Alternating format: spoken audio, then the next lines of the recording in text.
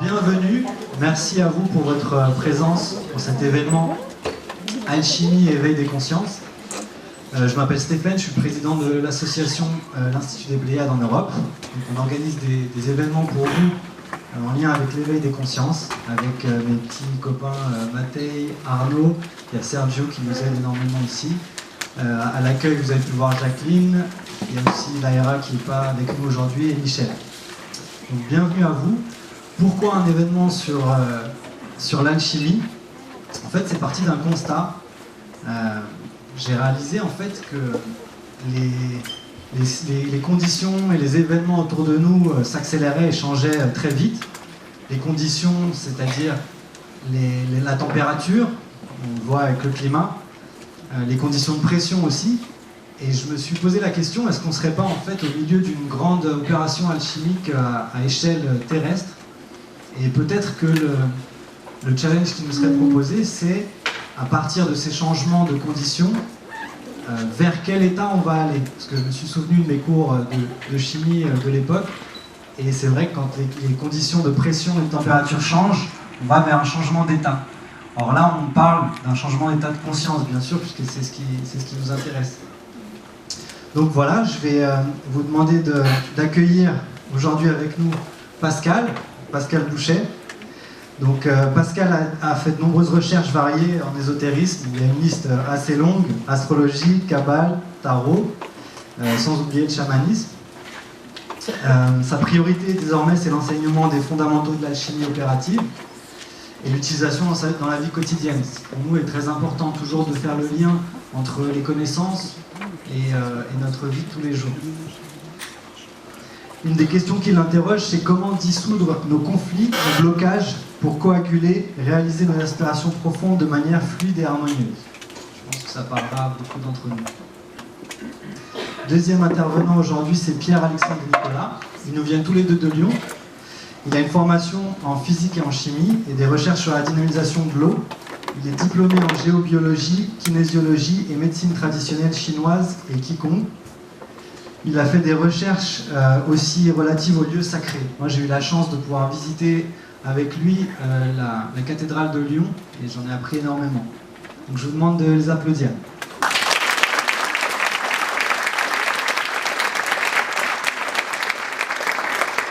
Je voudrais aussi remercier Salima qui les a accompagnés et qui leur a permis d'arriver jusqu'ici. Juste un petit mot sur la partie logistique. Comment est-ce que ça va se dérouler? On aura 45 minutes de présentation par Pascal, ensuite 45 minutes de présentation par Pierre-Alexandre, et je vous demanderai de garder vos questions, je sais que c'est pas toujours évident, mais de garder vos questions bien précieusement pour juste après, où il y aura 30 minutes de débat ouvert. Après ça, n'oubliez pas qu'à l'Institut des Pléiades, on est à la cool, donc il y aura un apéro. On vient ici toujours avec le cœur ouvert, on n'est pas là pour rajouter une couche sur notre ego de grands alchimistes et grands cherchants. Donc n'hésitez pas à faire des connexions entre vous, à échanger, à discuter. Voilà, on est là aussi pour ça, pour faire des rencontres. Un dernier point, il y aura une petite boîte à donation. C'est grâce à ça qu'on arrive à faire ce genre d'événement, à être aussi complet, et d'ailleurs je vous en remercie. Donc n'hésitez pas à la sortie à glisser un petit billet ou même des gros billets si vous voulez dans la boîte à donation. Et pour les grosses donations, vous pouvez directement venir nous voir, Matej ici ou moi. Donc voilà, je vous remercie, je vous souhaite une bonne conférence. Merci.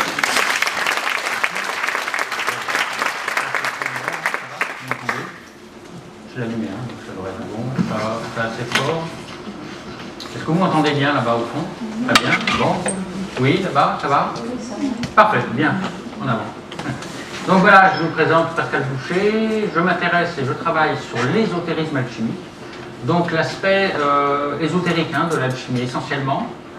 Je ne dirais pas que je défends, parce que l'alchimie n'a absolument besoin d'aucune défense de qui que ce soit, mais une voie interne en alchimie, qui d'ailleurs est pratiquée et usitée déjà depuis très longtemps dans l'alchimie orientale, par exemple. Elle ne l'est moins affichée dans l'alchimie occidentale pour la simple et bonne raison qu'à l'époque où l'alchimie classique occidentale s'est répandue en Europe, à savoir au Moyen-Âge, eh bien, il faut savoir que tout ce qui touchait le domaine du développement personnel, spirituel et autres, était chasse gardée de l'Église, qui ne supportait pas trop la concurrence, on le sait, donc il suffisait de marcher sur les plates-bandes de l'Église à l'époque pour être considéré comme un hérétique, et donc finir un petit peu en rôti, voilà, dans la rôtissoire.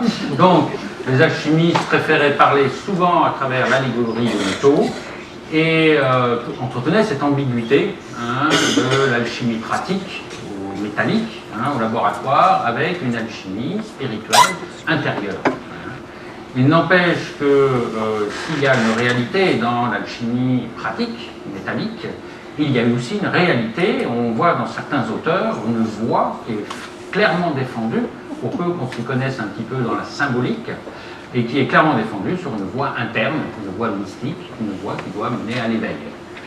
Tout d'abord, je suis très content d'entendre parler d'alchimie, puisque vous en avez parlé un petit peu avant, d'alchimie collective, et nous sommes en effet en pleine phase d'alchimie collective actuellement, puisque nous sommes à la fin non seulement de l'ère du Verseau, de l'ère du Poisson, excusez-moi, et bientôt à l'ère du Verseau, mais nous sommes surtout à la fin de l'âge de fer, et nous devons débouler sur un cycle beaucoup plus immense que le simple 2000 ans de l'ère du Verseau, sur un énorme cycle qui sera à nouveau l'âge d'or. Or, ces passages, qu'on appelle nous l'art des transmutations en alchimie, c'est des passages extrêmement étonnants, puisque en alchimie, effectivement, selon la pluralité des maîtres, le métal, le fer est le métal qui a certainement le plus d'affinité avec l'or. Fulcanelli nous en parlait, et d'ailleurs certains considéraient le fer comme un or jeune, immature, que l'alchimie doit apprendre à dissoudre pour en extraire sa lumière, avec lequel il va pouvoir élaborer l'or philosophique et l'or du tant attendu de l'alchimiste. Eh bien, ce qui se passe dans une alchimie qui peut être une alchimie interne propre à chacun, sur un temps donné, qu'on appelle le grand œuvre, qui est propre à chacun, selon son évolution et son degré d'engagement, eh bien, se retrouve aussi sur un plan collectif, d'une manière beaucoup plus inconsciente. Il n'empêche que l'alchimie étant la science de la nature, selon l'accord même de tous les alchimistes, eh bien, nous sommes nous-mêmes le fruit de la nature, quelle que soit la sophistication de nos habits, de notre culture, de nos maisons, etc., etc.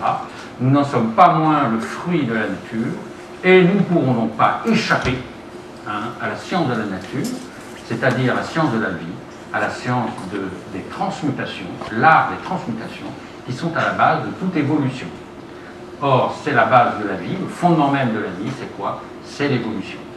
C'est pourquoi les alchimistes se disaient eux-mêmes philosophes de la nature, et ce n'étaient pas des philosophes de la nature dans le style dont on s'attend à être philosophe de la nature, c'est-à-dire une science qui va des philosophes, des personnes qui vont, des scientifiques qui vont étudier la nature, qui vont l'expliquer, l'analyser, la décortiquer, l'expliquer, l'interpréter.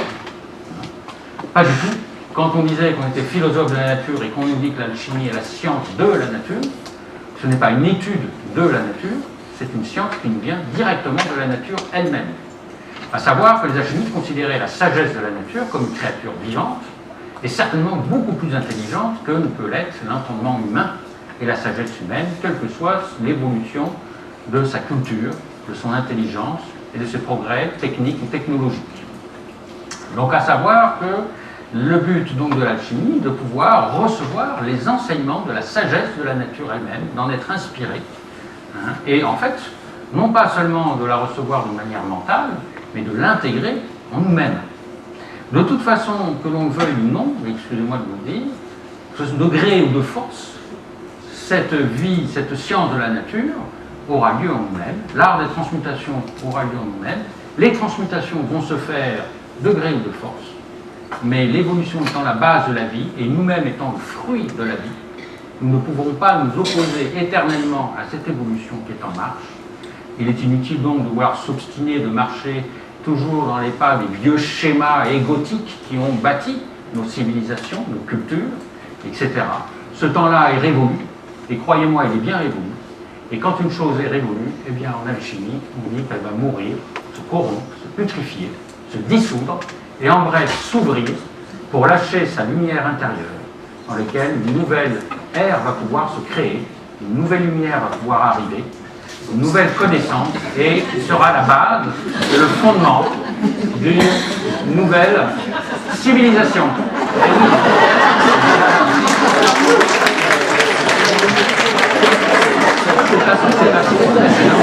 Bien. Qu'est-ce qu'il y a eu? Non, il y a justement la lumière qui s'est abaissée très doucement et ensuite une lumière forte qui a apparu d'un seul coup. C'est parfait. N'oubliez pas que les événements ont lieu non seulement sur le plan physique, mais sur le plan subtil également. Exactement. Tout à fait. Alors, il y a évidemment un enchevêtrement entre ce qu'on appelle l'alchimie propre à nous-mêmes, l'intérieur, et l'alchimie collective. Et la seule manière de pouvoir aider cette alchimie collective, dans laquelle nous faisons tous partie, quel que soit notre degré d'évolution, parce qu'on dit toujours que c'est la civilisation qui détruit, mais c'est les autres qui sont idiots, qui ne comprennent pas, on va être compris, etc. C'est pas comme ça que ça se passe. Nous faisons partie de ce tout collectif. Nous faisons partie de ce qu'on appelle l'humanité.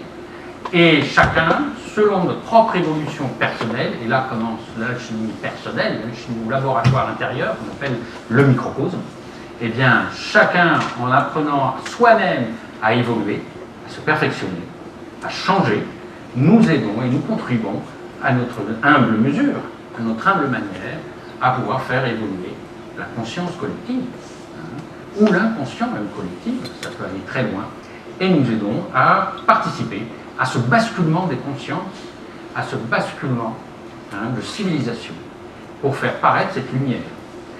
De toute façon, de gré ou de force, ce changement aura lieu, l'art des dissolutions aura lieu, soit à travers des grincements de dents, soit à travers, au contraire, une nouvelle connaissance et une ouverture qui va se faire de plus en plus. D'ailleurs, je le constate maintenant, cette ouverture est là, elle est réellement là, puisque je vois maintenant, de nos jours, je vois une conscience qui s'ouvre de plus en plus. De mon temps, enfin de mon temps, je ne suis pas vieux, mais bon, en 83, je parlais de spiritualité, on me regardait comme un fou, comme un taré. Et si je parlais de spiritualité, voire d'alchimie dans un bar, je parlais tout bas. Pour qu'on ne m'entende pas, et qu'on parlait à quelqu'un, on parlait tout bas. Comme si, vous voyez, voilà. C'est comme une maladie honteuse. Quand je parlais d'alchimie, on me disait d'alchimie quoi? Comme ça, quand j'ai fait mon service militaire, on m'appelait Krishna. Et voilà, c'était l'époque. Vous voyez le changement maintenant. Moi, je vois sur Facebook, je vois partout. Et je vois, ça devient de plus en plus la mode. On en parle maintenant ouvertement dans tous les milieux, professionnels. Et puis maintenant, même la psychologie s'ouvre. Avant, il y avait des secteurs, des machins, des trucs. Et ça s'ouvre de plus en plus, ça transpire de partout, je dirais. Et puis, il y a une nouvelle génération aussi qui arrive, qui est de plus en plus ouverte à toutes ces choses. C'est la mode. Alors, évidemment, il y a des excès, comme toute chose, c'est normal, c'est le début, c'est comme ça. On voit le chamanisme, par exemple, qui se développe. Néanmoins, en 83, il n'y avait pas de chaman en France. On connaissait bien. On aurait bien voulu, à l'époque, on m'intéresse au chamanisme aussi. Il n'y en avait pas. Bon, maintenant, vous voyez la différence. Donc, ça montre que les consciences s'ouvrent et que le travail se fait. Certes, parallèlement, à côté de cela, les forces obscures se développent aussi de plus en plus, des dictatures, des guerres, des folies, des terroristes, des machins, des trucs, des coups. Bon. Soit. Mais toute une histoire d'égrégore, c'est-à-dire dans le monde invisible, qu'est-ce qui est peut-être le plus lourd, qu'est-ce qui est le plus important? Et je pense que le plus important, c'est chacun en travaillant sur soi-même, à lutter contre ses propres ténèbres, à dissoudre nos vieilles habitudes, ces blocages de nous, petit à petit, eh bien, nous permettons en faisant venir cette lumière en nous-mêmes, ou en libérant cette lumière enfermée dans les ténèbres du corps, sur relation humaine, eh bien, nous participons à faire venir de plus en plus la lumière sur le plan collectif. Alors maintenant, il nous faut évidemment revenir sur le terrain plus alchimique et plus classique de l'alchimie, puisque quand même, j'ai travaillé l'alchimie sur les classiques, essentiellement le Moyen-Âge, mais j'ai travaillé aussi un petit peu sur les anciens alchimistes grecs, donc même l'Antiquité. Alors l'alchimie nous vient d'où? L'alchimie, c'est d'abord l'école hermétique, l'école d'Hermès. Et quel est l'hermétisme? L'hermétisme s'est donné un but, celui de perpétuer et de transmettre les enseignements qu'on appelait les enseignements issus des écoles des mystères. Quels donc étaient ces enseignements issus des écoles des mystères? C'est très délicat. Il est vrai que nous avions des mystères, par exemple, en Égypte, le mystère d'Isis, entre autres. On ne citait que cela, il y en avait bien d'autres. Il y avait des mystères en Grèce, le mystère d'Agra, le mystère de Musis. En Perse, mystères de Mitra, qui sont d'ailleurs perpétués après à Rome, sous la forme des mystères de Mitra dans la religion romaine, et puis qui sont ensuite perpétués sous la forme après de la chrétienté, sous la forme du petit Jésus qui est né dans une grotte, qu'on fête à Noël, tiens, par hasard, avec la Passion, etc., tout ce qui va aller avec. Et puis nous aurons aussi les mystères tantriques qui nous viendront de l'Inde, à savoir, et là c'est une école alchimique pure et dure, les alchimistes hindous, l'alchimie indienne a existé chez les tantristes, justement. Et les yogis tantriques qui pratiquaient l'alchimie, à savoir sur le cinabre, qui d'ailleurs ont aussi une voie interne, à savoir le tantrisme, qui sera perpétuée à travers ce qu'on appelle les rites de Dionysos. La légende raconte que Dionysos est parti faire la guerre en Inde et est revenu avec ses mystères, ses bacchana. C'est la mention d'une école, d'un enseignement qui viendra en Grèce, qui sera ensuite perpétué en Occident, aussi à travers l'hermétisme, à travers l'alchimie, mais aussi à travers les contes courtois, les romans de la Rose, et puis plus tard encore les fameux chevaliers de Vénusberg, qui étaient en fait à une époque en 1600 quelques les fameux Rose-Croix, qui se disaient chevaliers de Vénusberg.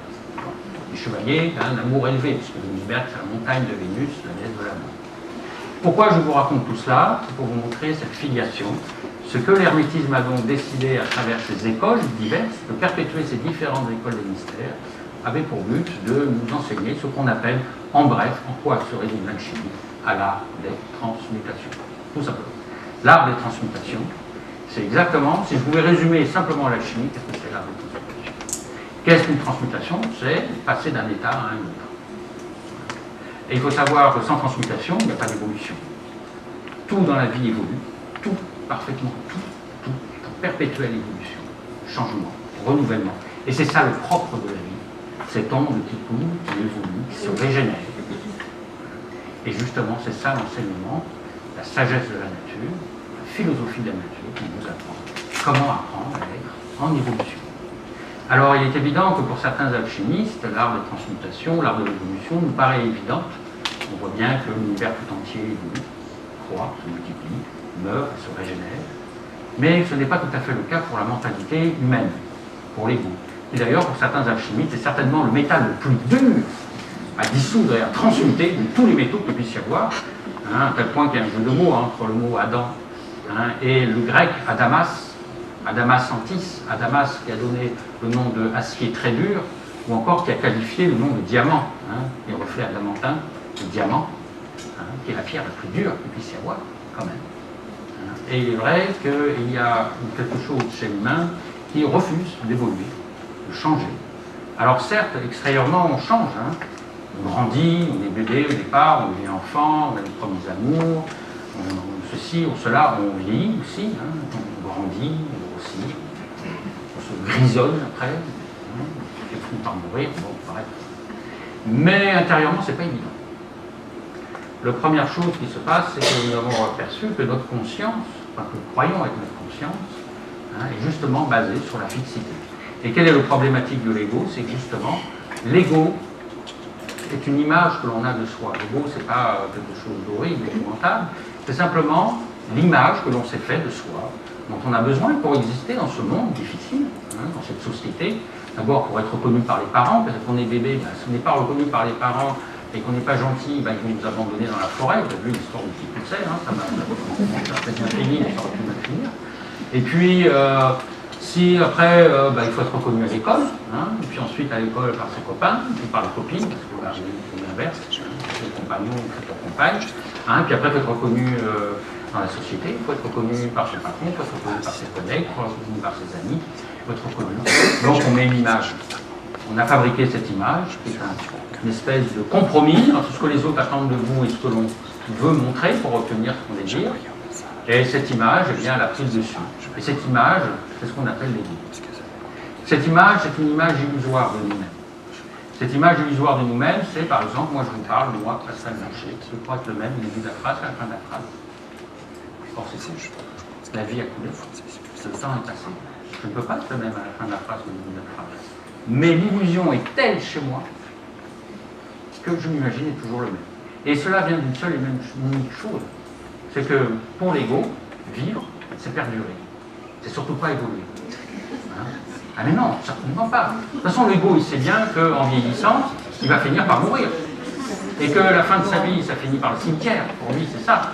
Pour cette image illusoire de ce que l'on croit être. Bon, c'est pas grave, ça va, ça va. Tant que vous m'entendez, c'est bon. Ça marche. C'est niveau. C'est pas un problème. Donc, le but de l'art des transmutations, c'est quoi? C'est d'arriver à un moment donné, puisque l'ego confond la vie avec la mort, du coup. Puisque pour lui, vivre, c'est perdurer, rester une image fixe, immuable et inchangeable de soi. Hein? Alors que la vie, c'est le mouvement, c'est le perpétuel renouvellement, c'est le changement. Qu'est-ce que ça veut dire? Ça veut dire que l'ego confond la mort, la vie avec la mort, et la mort avec la vie. Que donc, si un jour vous voulez accéder à la vraie vie, il va falloir affronter la mort. De là commencent les premières opérations de ce qu'on appelait les terrifiants mystères, où le disciple va apprendre à mourir pour renaître, à mourir à l'illusion de ce qu'il croit être. Il ne s'agit pas de mourir physiquement, bien entendu, à mourir à l'illusion de ce que vous croyez être, pour pouvoir renaître sur une nouvelle forme. Comme disent les alchimistes, quelles que soient les opérations que vous allez rencontrer dans le grand œuvre, toutes les opérations, aussi multiples et nombreuses soient-elles dans le grand œuvre, ne sont en fait que le résultat d'une préalable dissolution. Même la coagulation, la sémentation, la précipitation, la conjonction, toutes ces opérations-là ne sont que le résultat d'une préalable dissolution. Et donc c'est là que commence le premier secret de l'œuvre, avec la connaissance de la première matière, donc le second, je dirais, secret de l'œuvre, la connaissance de la dissolution. D'ailleurs, la dissolution qui est la maîtresse clé de l'œuvre. Alors, cette dissolution est très intéressante parce que dissoudre en alchimie, c'est vrai que c'est représenté par la mort, mourir pour renaître, et pourtant les alchimistes, bien qu'ils représentent ces dissolutions, ces phases, par exemple dans l'œuvre noire, par moult, décapitation, démembrement, mort, putréfaction, etc., les cadavres de tout genre, hein, et d'autres réjouissances, eh bien, néanmoins, les alchimistes nous disent la vraie dissolution, quand les alchimistes dissolvent un métal, ils disent qu'ils l'ouvrent pour le rendre vivant. Donc derrière ces horribles dissolutions, apparemment toutes plus traumatiques les unes que les autres, horribles, affreuses, décapitation, démembrement, égorgement des innocents, bref, toutes les images épouvantables que l'on puisse avoir, ne sont faites que la projection du mental de sa peur de mourir et de sa peur de s'ouvrir à la vie. Et donc tous les mystères de l'alchimie commencent par cette opération maîtresse clé. Comment mourir pour renaître, en fait, comment s'ouvrir à la vie. Comment mourir à l'illusion de la mort, l'illusion de la vie, qui n'est rien d'autre que la mort, cette espèce de fixité inchangeable, immuable, pour pouvoir s'ouvrir au mieux à l'évolution, à la vie. Voilà donc ces maîtresses clés de l'œuvre, voilà les terrifiants mystères qui nous sont donnés.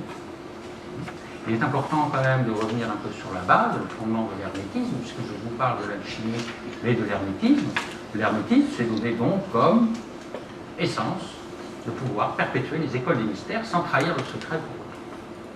Et quels sont donc ces secrets? D'abord, cette histoire de mort et de renaissance. La deuxième chose, la première, je dirais même plutôt, dans l'hermétisme, ce sont les protocoles de base. Alors je les répète à chaque cours, à chaque événement, à chaque conférence, à chaque chose. Je radote, et vous allez comprendre pourquoi, parce que ces choses de base, quand vous les réitérez, eh bien, vous voyez voir leurs applications sont infinies, immenses, incroyables, et elles ont des applications infinies. Première chose, la cosmogonie. La cosmogonie, évidemment, est symbolique. La cosmogonie hermétique nous raconte la création de l'univers, avec cette base qu'à l'origine de l'univers, il y avait une pure lumière divine, infinie, éternelle, puisqu'elle était là avant l'espace-temps, avant la création de l'univers. Et cette pure lumière est une lumière vive, une lumière vivante. Évidemment, il ne s'agit pas de la lumière physique, celle qui s'éteint, qui sera l'une. Mais d'une lumière ondulatoire. Remarquez, c'est un peu la même chose. Hein. Cette lumière ondulatoire est une vie. Et on l'appelle la lumière vive, la lumière invisible. Mais sous l'action d'un mystérieux agent, nous dit la mythologie, cette pure lumière s'est condensée peu à peu pour donner naissance à la matière, grave jusqu'au règne minéral que nous connaissons, et donc pour donner naissance à la création matérielle, physique, à toute la création de l'univers tout entier, physique et matériel, tel que nous le connaissons, jusqu'au règne plus dense que nous connaissons, à savoir le règne minéral métallique. Bien.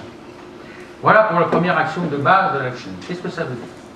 Ça veut dire que pour les alchimistes, tout est vivant. Tout est de la lumière condensée. Il n'y a rien qui n'existe autour de nous, au-dessus, au-dessous, à droite, à gauche, il n'y a rien qui ne soit pas de la lumière condensée. Vous mangez de la lumière, vous buvez de la lumière, vous respirez de la lumière, vous éjectez de la lumière, vous marchez sous la lumière, il y a de la lumière partout, condensée. Et comme cette lumière est une lumière vivante, pas une lumière figée comme celle des néons, une vraie lumière vivante, donc tout est vivant. Si nous ne voyons pas, c'est que nous sommes justement emprisonnés dans cette illusion de nous-mêmes, dans cette illusion de ce que l'on croit être, dans ce monde de mort. Les alchimistes nous disent que quand notre âme s'est incarnée, elle s'est incarnée sur la terre des morts. Mais en fait, cette terre des morts, les cathares l'appellent la terre de vie, parce que nous avons oublié que nous sommes nous-mêmes cette pure lumière vivante, et que tout ce qui nous entoure est vivant. Nous ne le voyons plus, nous sommes aveugles. Pour en revenir donc à cette base, tout n'est que de la lumière condensée. D'accord. Ensuite, que nous disent les alchimistes? Les alchimistes nous disent que finalement, l'être humain est un microcosme fait à l'image du macrocosme. Et ça, c'est une vérité, on verra dans l'hermétisme. Et quand je vous parle d'hermétisme, je vous parle d'hermétisme dans la tradition occidentale, hermétique, grecque, etc. Mais en fait, vous verrez que quand on parle d'hermétique, je vous parle de la science initiatique. Et quand on parle d'alchimie, la vraie alchimie, l'art de transmutation de l'âme, nous allons parler de la vraie science initiatique. Et là, nous parlons de préceptes universels. Et vous verrez que, quelles que soient les cultures, ils sont tous d'accord sur ce phénomène-là. Nous sommes un microcosme fait à l'image de macrocosme. Et donc, qu'est-ce que ça veut dire? Ça veut dire que nous-mêmes, nous sommes le fruit d'une pure lumière divine, infinie, éternelle, puisqu'elle était là avant la création, avant l'espace-temps.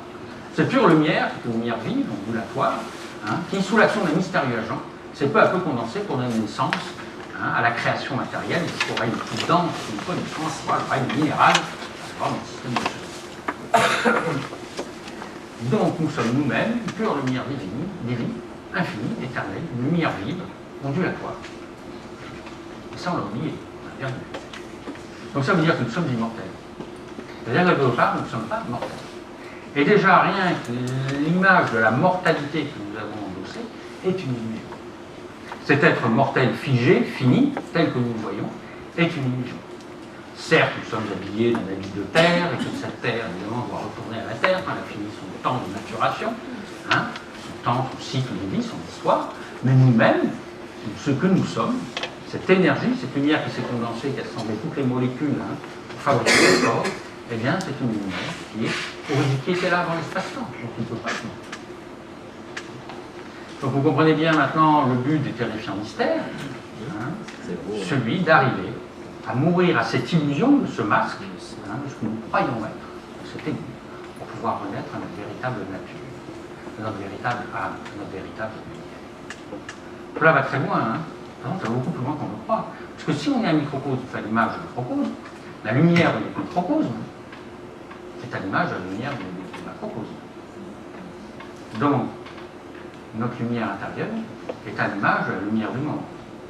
C'est en cela que l'alchimie se distingue parfois de certains courants mystiques qui ont tendance à vouloir quitter le corps, foutre le camp très loin, aller dans l'Himalaya et machin, et ne plus manger que 3 figues par jour, et puis quitter cette vallée de larmes, quitter les affres de la terre, pour retrouver la lumière en haut, ou appeler la lumière. Mais là, les alchimistes nous disent, mais elle est là, la lumière, elle est là, elle est en vous, elle est même dans votre corps, elle est emprisonnée dans votre corps. C'est la lumière qui est, lui, dans les ténèbres du corps, en action d'alchimie. Alors c'est très intéressant, les alchimistes nous disent que d'ailleurs, quand ils veulent transmuter un métal, ils vont le dissoudre.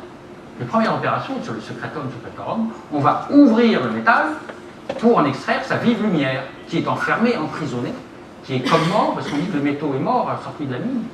Mais en fait, il n'est pas mort. Sa lumière est emprisonnée sous la dure écorce métallique, dans le tombeau de la matière.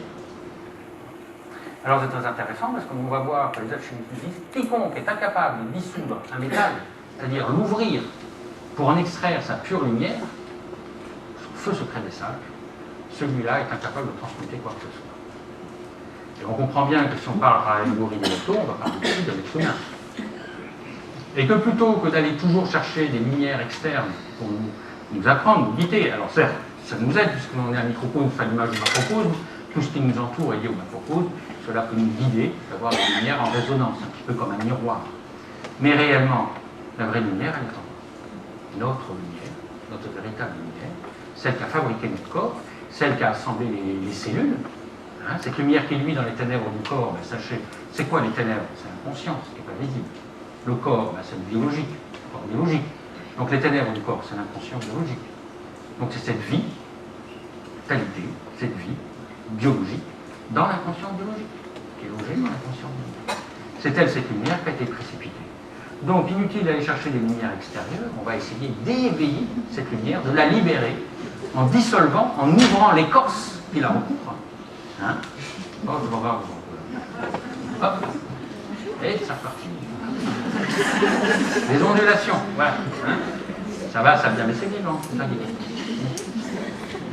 Donc cette vive lumière, on va essayer de l'éveiller, de l'extraire des ténèbres en dissolvant l'écorce. Alors il est évident, quand on parle de mourir pour renaître ou de dissolution, hein, eh bien on parle en fait uniquement de détruire l'écorce, l'apparence, l'illusion des choses. Tout ce travail de longue dissolution, de préparation, a pour but en effet d'extraire la lumière de ténèbres. C'est pourquoi les alchimistes s'appelaient eux-mêmes des extracteurs de lumière, des extracteurs de quintessence. Alors c'est intéressant, hein, on verra que l'hermétisme va au-delà de la simple écrit alchimique. Hein.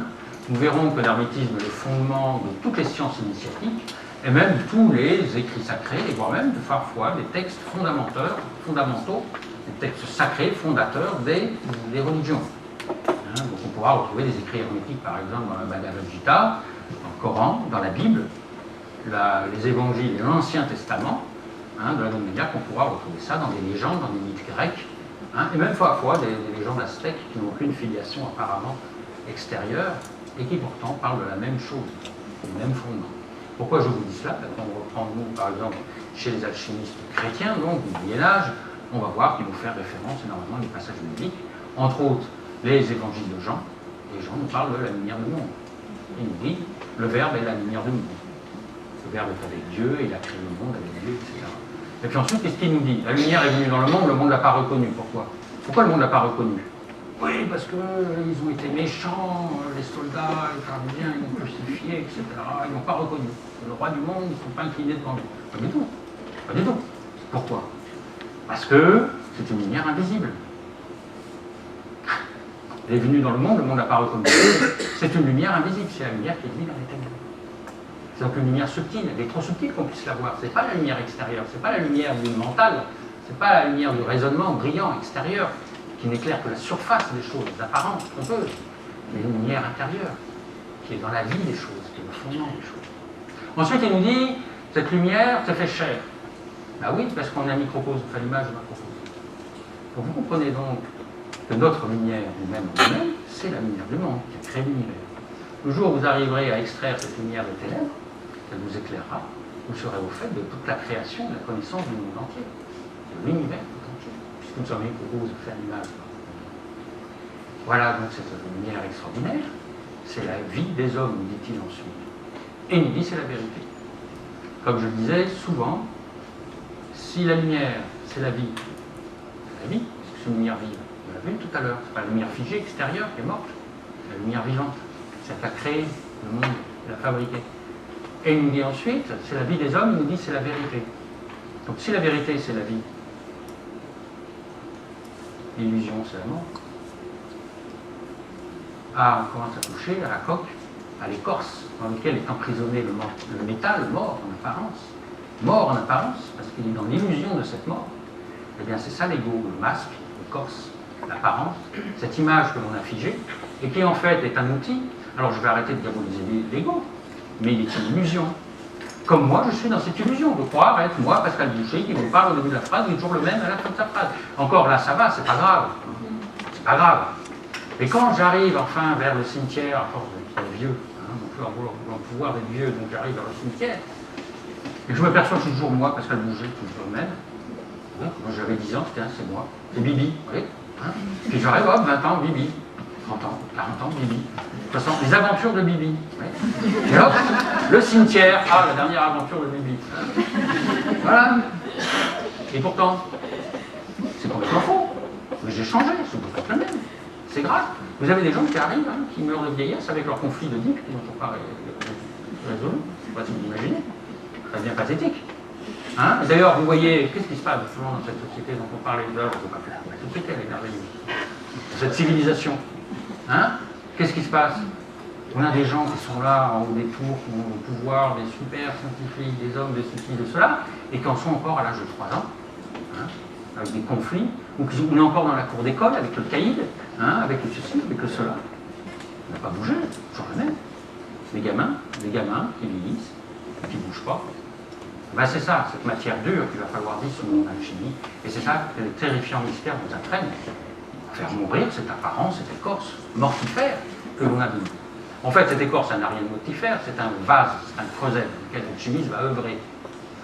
Mais ce vase doit apprendre à évoluer, il doit apprendre à changer, il doit apprendre à pousser. Regardez une plante, au départ, c'est une graine. Si la graine, elle dit c'est moi, je ne bouge pas, c'est Bibi, c'est le même. Comment la plante va pousser? Mais oui, mais c'est ce qui se passe psychiquement. Parce qu'extérieurement, on vieillit, on change, mais intérieurement, on est toujours les mêmes.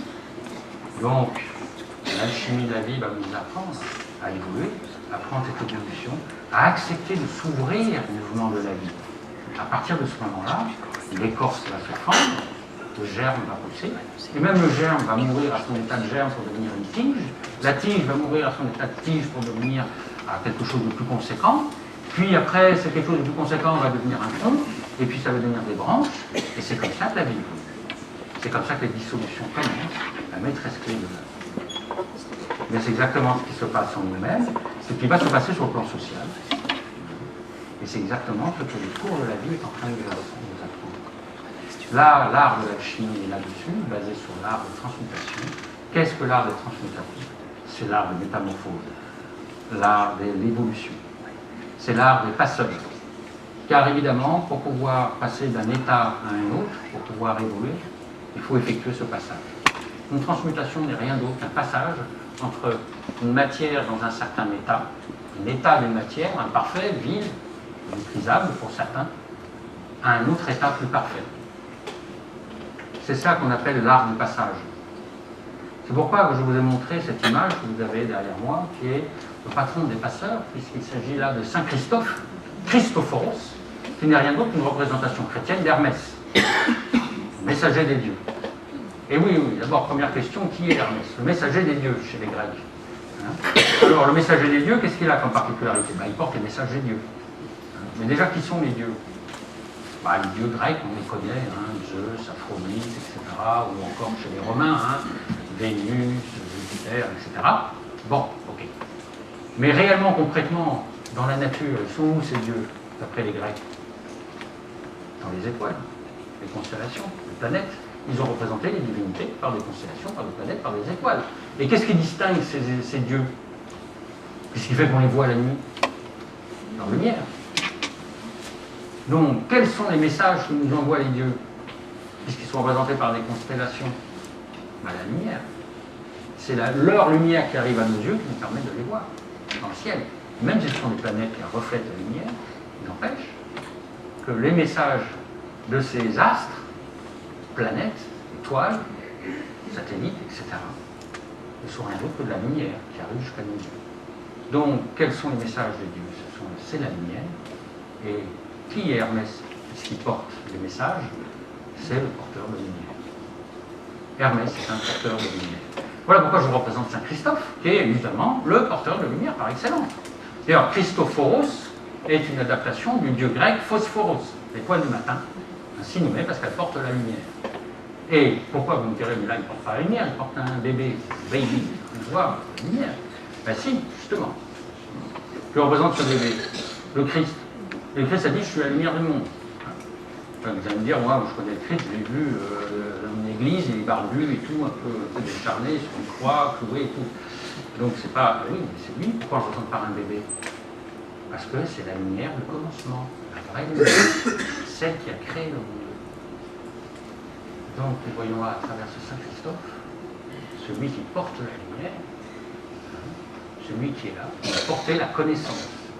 Et c'est lui Hermès, notre maître à tous, diraient les hermétistes, qui est là pour nous montrer comment porter les enseignements de l'école du mystère. Mais quels sont les enseignements de l'école du mystère? Ce sont justement cette lumière, la lumière qui a créé le monde. Vous voyez, quand je vous parlais de philosophe de la nature, et je vous parlais de la sagesse de la nature, je ne parlais pas d'une philosophie, d'un concept mental, brillant ou pas, de l'être humain. Je vous parle réellement de quelque chose. Je parle de la lumière du monde, celle qui a créé le monde. Celle qui a créé aussi notre monde, notre microcosme. Celle qui est en nous-mêmes, celle qui est en chacun de vous, puisque c'est vous-même qui avez fabriqué votre corps. Quoi que vous pouviez en penser. Regardez cette lumière, cette chair. C'est incroyable. Elle a fabriqué votre corps. Et bien sûr. Regardez, quand la femme est enceinte, qu'est-ce qui se passe? Quand l'embryon commence à être formé dans le ventre de la mère. Certes, la mère fournit les éléments génétiques, biologiques, la nourriture, elle lui donne tout. Mais qui va assembler les molécules pour forger l'ADN? Qui va assembler les cellules? Qui va fabriquer les organes? Ben, c'est la vie de l'embryon lui-même.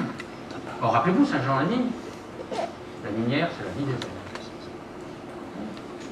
Donc ce microcosme, c'est à l'image d'un microcosme, mais c'est vous-même qui l'avez fabriqué. C'est vous qui avez fabriqué ces milliards de cellules qui sont dans votre tête. C'est dans le neurone, excusez-moi, ces milliards de neurones qui sont dans votre cerveau. C'est vous qui avez fabriqué toutes ces cellules, qui les avez assemblées, qui avez fait tous ces organes. C'est vous qui avez fabriqué cette extraordinaire ingénierie qui est votre corps.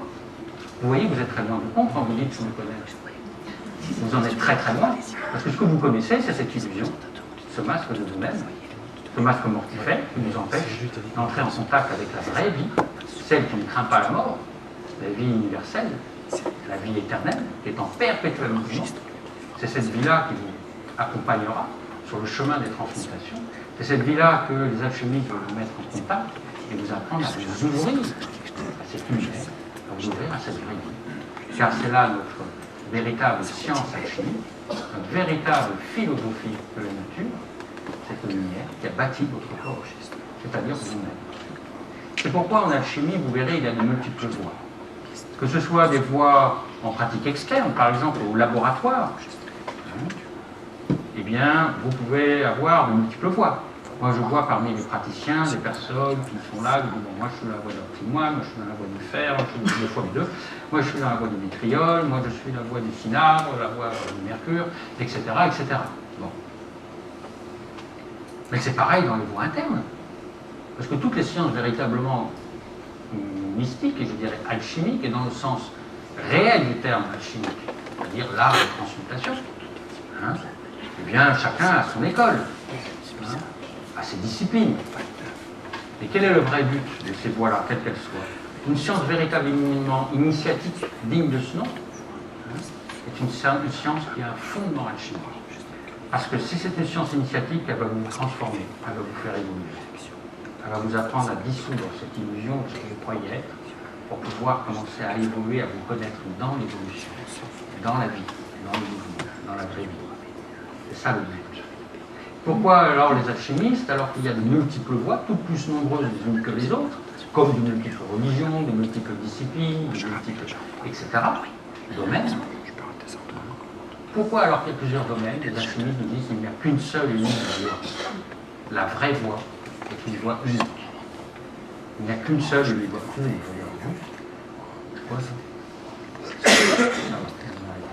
Il n'y a qu'une seule et unique voie. Pourquoi y a-t-il qu'une seule unique voie alors qu'il y a des voies multiples? Pourquoi les alchimistes eux-mêmes, et je parle de vrais alchimistes, des adeptes avec un grand A, qui ont eu la pierre philosophale, qui ont obtenu l'illumination, pourquoi eux-mêmes nous disent notre voie, il n'y a qu'une seule et unique voie, et en même temps, nous parlent de multiples voies, toutes plus différentes les unes que les autres. Et de Basile Valentin, je vous parle de la voie d'Antimoine, et de Raymond Lowe, de la voie de Mercure, etc. etc. Pourquoi ces contradictions flagrantes? Serait-il sectaire? Croirait-il comme une seule véritable religion, une seule voie? Pourquoi il appelle une autre voie? S'agit-il d'un club fermé? C'est-à-dire, on parle entre nous, nous parlons de notre matière, de notre voie, avec des clins d'œil comme ça? Non, pas du tout. Il n'y a qu'une seule unique voie parce que cette voie est propre à nous-mêmes. Et c'est là le but véritable de la vraie alchimie. La vraie alchimie n'est pas là pour vous enseigner, à vous dire, voilà, ça c'est la bonne voie, ça c'est la bonne voie. Vous devez marcher comme ci, comme ça.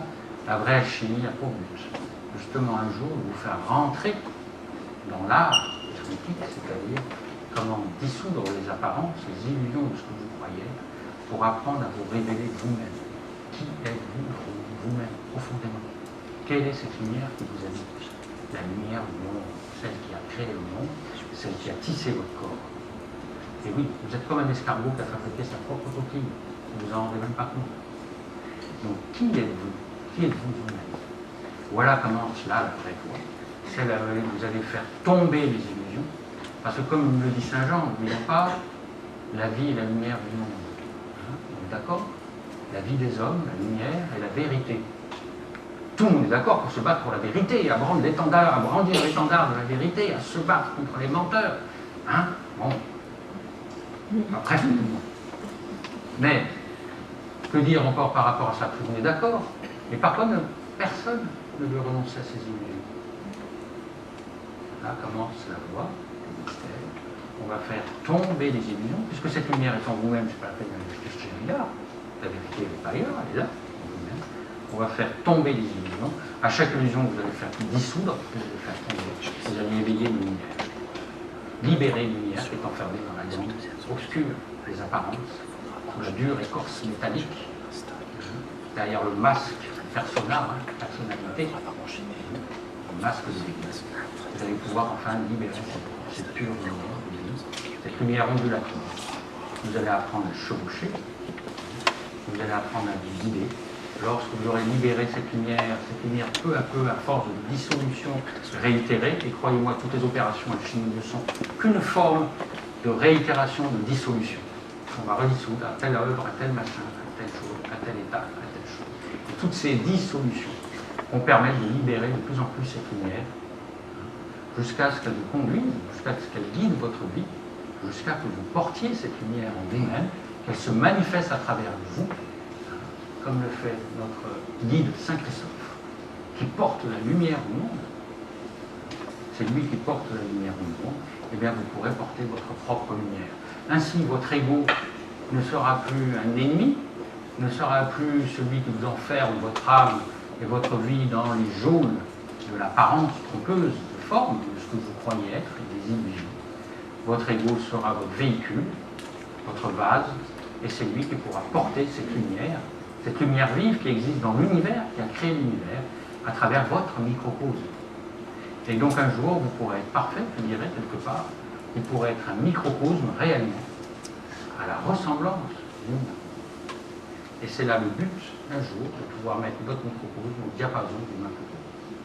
Le jour où vous aurez libéré cette lumière en vous, cette lumière vive, et vous le ferez petit à petit, de multiples manières, vous verrez, eh bien cette lumière vous montrera la lumière qui est autour de vous.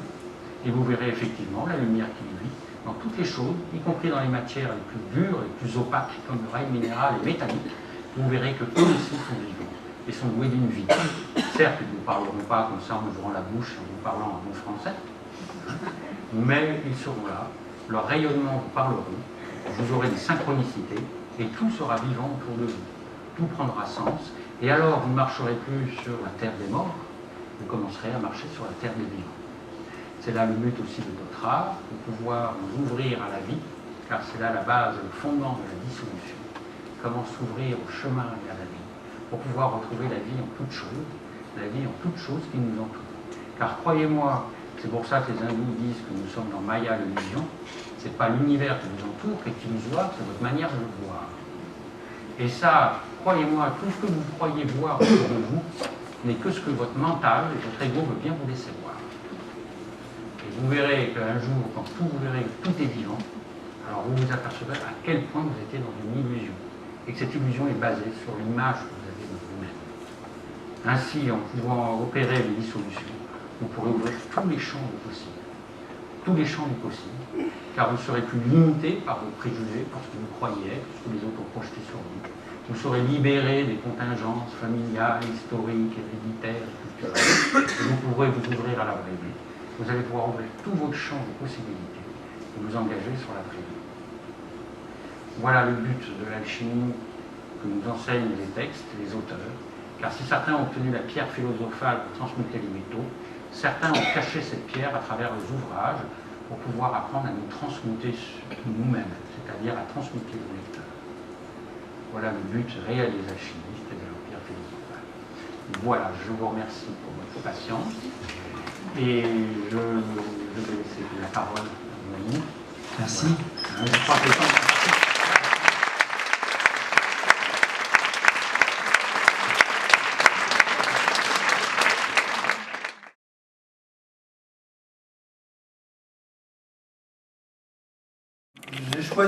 fait d'illustrer, on va dire, cette présentation avec un certain nombre d'images qui retracent, on va dire, l'aspect de la position de l'alchimiste au laboratoire.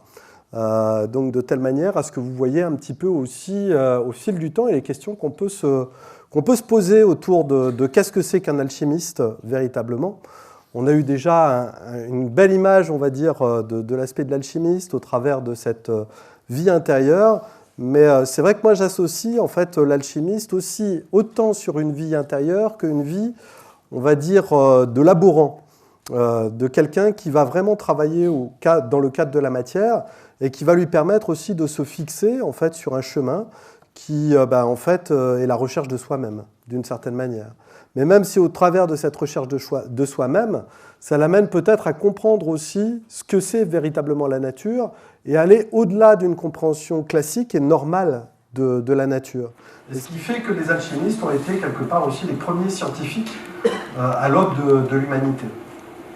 Alors c'est vrai que souvent, on a un peu cette image de l'alchimiste, de celui qui est dans son laboratoire, qui est en train de prier, qui est en train de regarder, puis tout d'un coup, il y a quelque chose qui se produit, il y a cette lumière, et on peut se poser véritablement la question, pour beaucoup dans l'image populaire, en fait, un alchimiste, c'est une forme de chimie un peu moyenâgeuse, c'est un fou qui recherche un peu une chimère, c'est un charlatan, celui qui essaye de fabriquer de l'or et souvent du faux or. On peut se poser vraiment cette question, en fait, et on pourrait se poser aussi la question, mais qu'est-ce que peut nous apporter la recherche de l'alchimie aujourd'hui ? Est-ce que c'est encore intéressant de se tourner vers l'alchimie ? Est-ce que c'est un sujet d'avenir ? Est-ce que c'est un sujet intemporel ou pas ? Ou est-ce qu'il y a véritablement quelque chose, un secret à trouver au fin fond de cette démarche ? C'est vrai qu'au travers de ça, on peut se poser la question depuis quand on connaît l'alchimie ? Et qu'est-ce qui nous a amené à connaître l'alchimie ? Peut-être qu'en essayant de retrouver la base de l'histoire de l'alchimie, on arrivera peut-être à se faire une idée différente et à se donner en fait une idée qui va sortir de cette idée de l'alchimiste moyenâgeux au fin fond de son laboratoire qui est un peu perdu. C'est un petit peu comme ça que j'ai commencé de mon côté. Et il faut savoir que l'alchimie est tout d'abord connue au travers de la table d'émeraude. C'est le texte, on va dire, le plus connu, le plus traditionnel, le plus antique, le plus fondateur de l'alchimie. La table d'émeraude, c'est connu pratiquement de tout le monde. Il y a 13 grandes propositions qui sont au sein de cette table d'émeraude. Et l'une des propositions qui est dedans, c'est ce qui est en haut est comme ce qui est en bas, et ce qui est en bas est comme ce qui est en haut, pour faire les miracles d'une seule chose. Et c'est vrai que ce sont des phrases un peu comme ça qui sont très énigmatiques. On a d'ailleurs un ensemble de légendes au travers de cette table d'émeraude.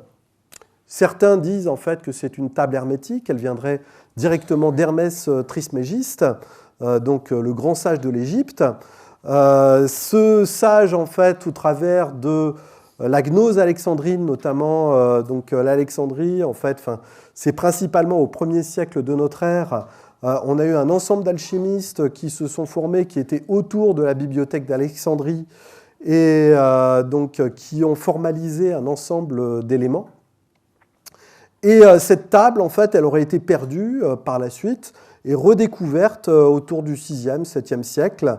Il y a d'ailleurs une légende, en fait, qui est en rapport avec Balinus, Apollonius de Tyane, qui aurait redécouvert, en fait, au fond d'une crypte, avec à l'entrée de la crypte une statuette d'Hermès. Et donc, sur la table d'émeraude, il y avait une indication indiquant que ceci est la formation de la nature. Que la table d'émeraude, en fait, expliquait les principes qui sont liés à la nature. Par la suite, on va retrouver d'autres légendes qui sont un petit peu plus adaptées autour de ça, soit, en fait, selon la tradition juive, en disant que la table d'émeraude, en fait, elle aurait été liée avec la femme d'Abraham qui aurait retrouvé dans une caverne, après le déluge, elle aurait retrouvé cette table d'émeraude, ou soit, en fait, selon l'alchimie occidentale, avec les pères de l'alchimie occidentale, Albert le Grand et Roger Bacon.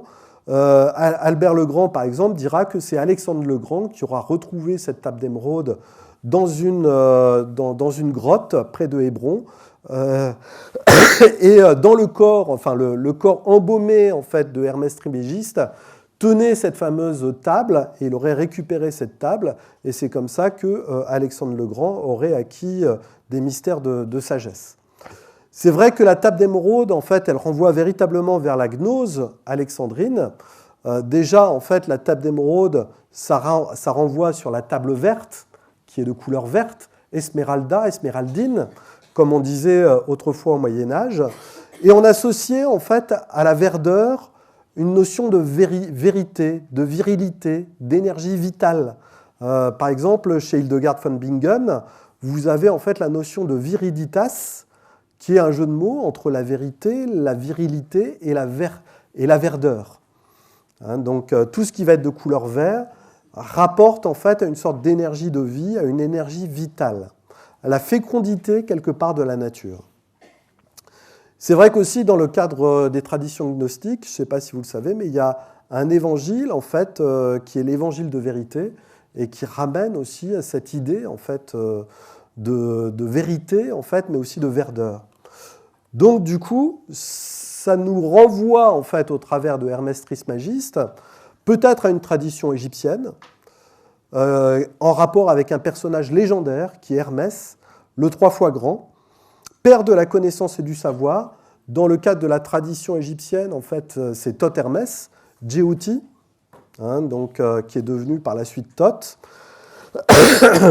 Et c'est vrai que ce Thoth, en fait, ou ce Hermès, on le voit représenté comme l'un des premiers grands sages de l'humanité, ayant la connaissance des principes de la nature, des forces de la nature, mais aussi père de l'écriture, père du savoir, père de la science, qui est le premier, on va dire, à donner des bases techniques sur la transformation des métaux, des minéraux, sur la fusion, sur l'écriture, sur tout ce qui va se rapporter au savoir.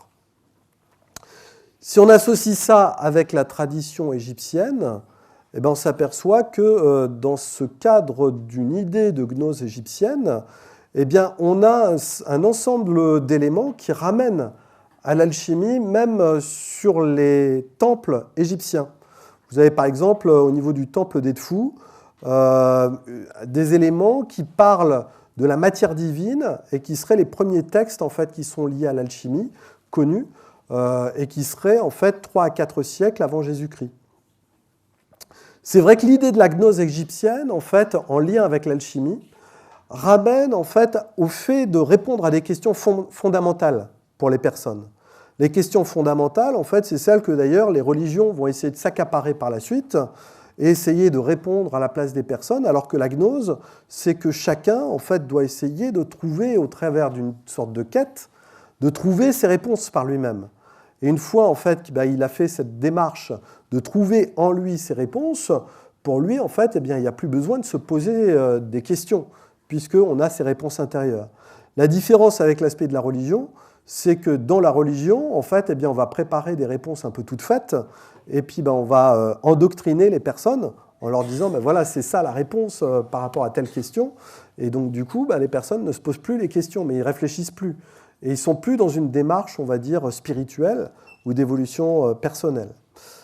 Les grandes questions fondamentales, on pourrait se dire, c'est d'où je viens, d'où vient la vie, qui je suis, ce que je dois faire, quelle est ma place dans ce monde, et qu'est-ce qui se passe à ma mort. Et en fait, on s'aperçoit que ce sont des questions qui sont encore fondamentales aujourd'hui, qui sont en fait des questions sur lesquelles on bute pour beaucoup, et qui fait en fait que aujourd'hui, parfois, on ne réagit pas forcément de façon adaptée par rapport à notre monde ou par rapport à la nature. Et ce que décrit l'alchimie, en tout cas, c'est qu'au travers du passage et de la réponse de ces différentes questions, on va passer par différentes étapes, qui sont, on pourrait dire, aussi des étapes mythiques ou mythologiques, et qui fait que on va essayer de trouver un peu une réponse à ces questions. En finalité, en fait, dans le cadre de la gnose égyptienne, il y a aussi cette idée en fait, que de l'état d'homme qu'on est, on doit devenir en fait un dieu un Dieu en fait qui prend pleinement sa place dans le monde, dans l'univers, mais qui aussi est en charge de la nature, est en charge en fait de respecter la nature et de respecter l'harmonie universelle. Et donc du coup, il y a autant en fait une notion de devoir qu'une notion, on va dire, de bienfait. À la fois, en fait, eh bien, ça devient quelque chose de positif, mais en même temps, en fait, eh bien, ça devient véritablement un devoir en fait, envers l'humanité que de transmettre ces principes et d'essayer de faire respecter ces principes. Dans le cadre de l'alchimie égyptienne, on a cette notion aussi de l'or comme étant la chair des dieux. L'or, en fait, chez les Égyptiens, c'est véritablement la chair des dieux. Ça ramène peut-être à cette idée en fait, que l'or, c'est cette lumière solaire qui est réfléchie en fait, par ce matériau, par cette matière, qui ramène en fait, à cette notion de lumière. Peut-être que cette chair des dieux, en fait, eh bien, ce n'est pas forcément une lumière, on va dire, telle qu'on la connaît en tant que telle, mais plutôt une énergie, l'énergie fondamentale de la nature, l'énergie fondamentale de l'univers, l'énergie, la trame en fait, qui sous-tend la vie.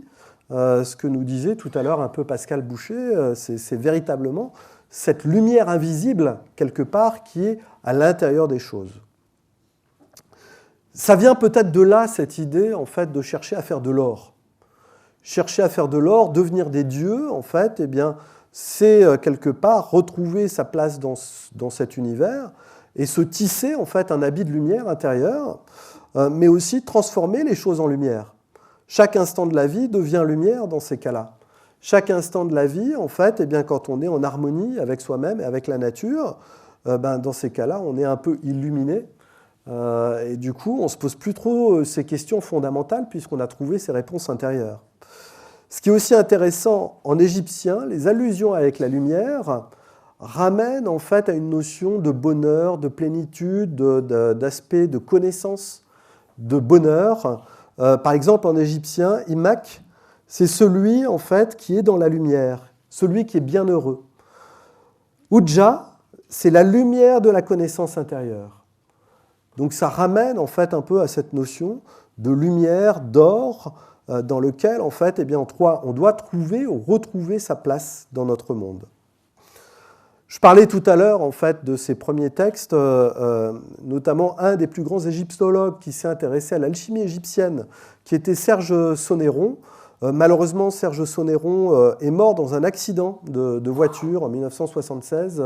Donc il était en déplacement en fait, entre deux temples égyptiens.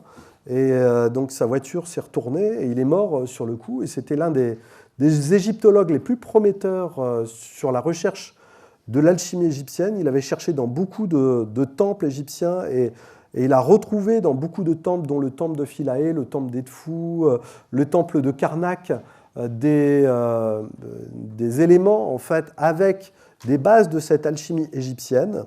En tout cas, en fait, eh bien, il y a cette idée que l'alchimie, en fait, elle vient depuis les temps les plus antiques et que pratiquement dès le départ de l'Égypte, on a un peu cette idée en fait, que l'homme peut retrouver sa place, en fait, retrouver son harmonie dans la nature, mais à la fois avec cette notion de devoir aussi, parce que celui qui a retrouvé sa place dans la nature, eh bien, à la fois, en fait, il devient bienheureux, mais en même temps, il doit être bienveillant et il doit être gardien quelque part de la nature. Ce qui est intéressant, dans la tradition égyptienne, on parle des Shemsu Aor, les fameux guerriers de lumière, les Shemsu Or, en fait, qui sont les chevaliers d'Horus, on pourrait dire ça comme ça, eh bien, qui sont aussi garants de cette harmonie, garants de cette alchimie, garants en fait, de cet équilibre avec la nature. Et dans certains cas, en fait, eh bien, les Shemsu Or devaient faire des rituels à certains moments clés de l'année pour poursuivre, on va dire, cette harmonie universelle. On pourrait essayer de donner une définition, une petite définition rapide de ce que c'est l'alchimie, en fait, au travers de ses racines. Déjà, je vous ai parlé de l'Égypte, en fait, et c'est vrai que la base, en fait, Égypte, donc l'Égypte s'appelle Kemet. Et alchemia, c'est sans doute le premier terme en fait, qu'on a associé avec l'alchimie. Alchemia, en fait, viendrait de l'art de l'Égypte, l'art de Kémet. Et pourquoi on appelait en fait l'Égypte Kémet? Parce que suite à la crue du Nil, on avait un dépôt de limon de terre noire. Ce dépôt de limon de terre noire était extrêmement fertile, permettait de fertiliser les bords du Nil.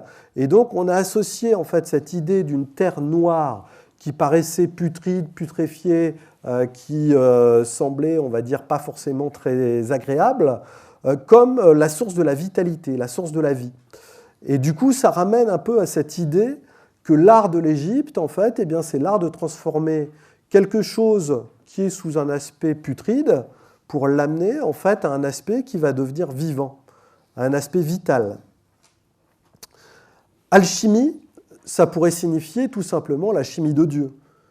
Al, dans les traditions notamment hébraïques, en fait, eh bien, ou arabes, c'est la divinité. Et kémia, ou chémia, ça va être principalement la chimie. Donc c'est l'art des transformations. Tout à l'heure, Pascal nous a dit en fait, qu'il y avait une sorte de cosmologie ou cosmogonie en fait, qui est liée à l'alchimie. Eh bien, le fait de comprendre la création du monde, le fait de comprendre la création de la nature, va permettre de comprendre les principes qui sont sous-jacents à notre vie, à notre évolution. Et à partir du moment, où on comprend ce qui ne va pas dans notre vie, même ne serait-ce que sur un point de vue médical, imaginons en fait que voilà, il y a un grain de sable qui se met à l'intérieur de notre organisme, un virus, une bactérie, quelque chose comme ça. Eh bien, on va essayer de comprendre en fait qu'est-ce qui va permettre de redonner cet équilibre. Et quelque part, l'alchimie, sous cet aspect-là, c'est simplement comprendre en fait les principes de la nature, comment la nature fonctionne et comment on va pouvoir retrouver ce fonctionnement de la nature. Alors c'est vrai qu'il y a pas mal d'autres origines. Il y en a une que j'aime bien aussi, qui avait été donnée par Eugène Cancelier. Eugène Cancelier était un alchimiste en fait, du XXe siècle. Il aurait été l'unique disciple de Fulcanelli. Et Eugène Cancelier disait en fait, que pour lui, l'alchimie, c'est la séparation du pur de l'impur. Et c'est vrai qu'on pourrait presque rassembler ça sous cette approche-là. S'il y a quelque chose à faire dans le cadre de l'alchimie, c'est toujours cette répétition d'une séparation du pur de l'impur. Au-delà de ça, en fait, eh bien, on pourrait vraiment se poser la question, qu'est-ce que cet alchimiste ici, au fin fond de son laboratoire, là c'est une image du XVIIe siècle, hein, on voit véritablement un alchimiste au fin fond de son laboratoire, qu'est-ce que cet alchimiste peut nous apporter aujourd'hui ? Lui perdu, en fait, dans ce cadre moyenâgeux, qu'est-ce que ça peut nous amener à voir ? Et c'est vrai que on a aussi ces images. J'aime beaucoup en fait cette image de l'Atalanta Fugiens. En fait, c'est un livre qui a été écrit par Michael Meyer au XVIIe siècle. Dans cette Atalanta Fugiens, en fait, eh bien, on voit la nature qui avance. Et derrière, on a un petit personnage qui, avec des lunettes, en fait, qui essaye de marcher dans les pas de la nature, qui essaye de suivre la nature. Il a en fait sa petite lampe. On pourrait presque retrouver en fait un arcane du tarot, hein, qui est derrière ça, qui est l'arcane de l'ermite, où en fait on a véritablement cette idée. D'ailleurs, l'ermite en fait dans le tarot est écrit avec la lettre H, qui pourrait renvoyer en fait vers Hermès. Donc il y a cette idée-là. Donc du coup, eh bien, l'alchimiste, en fait, eh bien, ne serait-ce que la première réponse qu'il pourrait nous donner, c'est d'essayer de suivre la nature, d'essayer de comprendre la nature. Ça veut dire en fait qu'aujourd'hui, en fait, on a une vision extrêmement séparée, éclatée au niveau de la nature. On n'essaye pas de la comprendre dans sa globalité, dans ses principes, dans ses forces. Aujourd'hui, on est un peu comme des apprentis sorciers qui faisons un peu tout et n'importe quoi, et puis on n'a pas les principes de précaution qu'on applique. J'en dirai quelques mots, notamment à la fin. On peut dire, par exemple, que ne serait-ce que par rapport à l'aspect des ondes, Eugène Cancelier, en fait, disait que les ondes, en fait, cosmiques, les ondes qui nous entourent, les ondes électromagnétiques, ce sont, en fait, des éléments par lesquels la force de vie vient du cosmos, en fait, elle descend sur la Terre. Et Eugène Cancelier disait qu'à cause des ondes radio, à cause de tous ces appareils électromagnétiques qui nous entourent, et je ne parle pas de la 5G notamment, hein, mais avec tous ces appareils électromagnétiques qui nous entourent, eh bien, on a une perte de la vitalité de la nature et on fait un ensemble de choses qui nous éloignent de la nature plutôt que de nous en rapprocher. J'en dirai quelques mots par la suite. Pour revenir en fait dans cet aspect de suivre la nature, on peut essayer de voir en fait les anciens philosophes, puisqu'on a dit en fait que l'alchimie c'était des philosophes de la nature qui essayaient de suivre. Et si on voit les anciens philosophes comme Platon par exemple, Platon nous parlait de 5 éléments fondamentaux qui étaient au travers de la nature. Alors, c'est vrai qu'aujourd'hui, on ne va pas se dire que, par exemple, cette table ou ces éléments-là qui sont en bois, en fait, ça va être constitué de terre, d'eau, d'air, de feu, et pourquoi pas de cet éther, en fait, qu'on a. Bien que, quoique, en fait, on pourrait presque faire l'allusion entre l'aspect de ces éléments en rapport, en fait, avec des états de la matière. Et on va se dire qu'il y a des matériaux qui ont un aspect liquide à l'intérieur. Et donc cet aspect liquide, ça va être sous l'aspect de l'eau. On a des particules qui vont être aériennes, volatiles, des gaz. Et donc dans ces cas-là, en fait, on est sous l'aspect de l'air. On a des particules qui sont lumineuses ou qui sont ionisées. Et dans ces cas-là, on est sous l'aspect en fait, de cette énergie de feu. Donc on pourrait presque faire un parallèle entre cette approche des 5 éléments, enfin, ou des 4 éléments dans un premier temps, plus ce 5e élément, en fait, qui est véritablement l'éther. En tout cas, un des éléments qui caractérise véritablement l'aspect de l'alchimie, c'est cette idée, en tout cas, d'avoir un 5e élément. Tout à l'heure, Pascal nous parlait de la quintessence, des extracteurs de quintessence. Eh bien, peut-être que cette quintessence, en fait, eh bien, c'est cette fameuse chair des dieux. C'est cette fameuse or, en fait, subtile, cette fameuse lumière qui participe à la nature et qui fait, en fait, que déjà, c'est toute la différence. L'alchimiste considère qu'il y a un 5e élément dans la nature et que ce 5e élément, on pourrait interagir dessus. Et en interagissant dessus, on pourrait peut-être transformer les métaux, donner de nouvelles propriétés, donner de nouvelles qualités, obtenir de nouveaux matériaux. Et ça, c'est tout à fait logique. Il faut savoir, en fait, que juste il n'y a pas tellement longtemps, au XIXe siècle, on parlait encore, en fait, de l'éther et on considérait, en fait, que la lumière se diffusait dans l'éther. Pour vous expliquer la chose, en fait, eh bien, c'est un petit peu comme le son qui se diffuse dans l'espace. Quand vous avez du son qui se diffuse dans l'espace, en fait, il faut des particules qui vont permettre de véhiculer, en fait, ce son. Et puis, on imaginait autrefois que pour la lumière, c'est exactement la même chose. Sauf que entre, j'allais dire, le Soleil et la Terre, aujourd'hui, on sait qu'il y a une sorte de vide, mais peut-être, en fait, qu'il y a une énergie invisible derrière ça et qui forme, en fait, cet aspect de l'éther. Cette idée de l'éther, il faut savoir que ça a été assez rapidement abandonné. Il y a eu un ensemble d'expériences qui ont été faites par Michelson et Morley. C'est vrai que je suis un peu physicien sur les bords, alors j'aime bien quelques éléments techniques et scientifiques. Et c'est vrai que pour expliquer la chose simplement, Michelson et Morley se sont dit en fait que si on avait de l'éther qui circulait, nécessairement on devait avoir un mouvement au niveau de l'éther. Et que si on faisait déplacer la lumière dans le sens, on va dire, de l'éther, ou si on faisait déplacer la lumière dans le sens opposé à la circulation de l'éther, on ne devrait pas avoir en fait exactement la même vitesse de la lumière. On devrait avoir une légère différence qui devait être calculée, qui aurait dû être mesurée. Et donc, ils ont proposé une expérience en faisant déplacer un rayon de lumière perpendiculairement de telle manière à ce qu'on soit dans le sens opposé, on va dire, avec le sens de circulation de l'éther. De l'autre côté, la lumière allait dans le même sens et ils ont essayé de calculer si on avait des différences. Et ils ont vu qu'il n'y avait pas de différence. Et donc, c'est à partir de là qu'ils ont dit, vu qu'il n'y a pas de différence, il n'y a pas d'éther. Sauf que ce n'est peut-être pas si simple que ça. Et il faut savoir qu'encore aujourd'hui, il y a des scientifiques qui se disent, mais peut-être qu'il faudrait réintégrer cette notion de l'éther.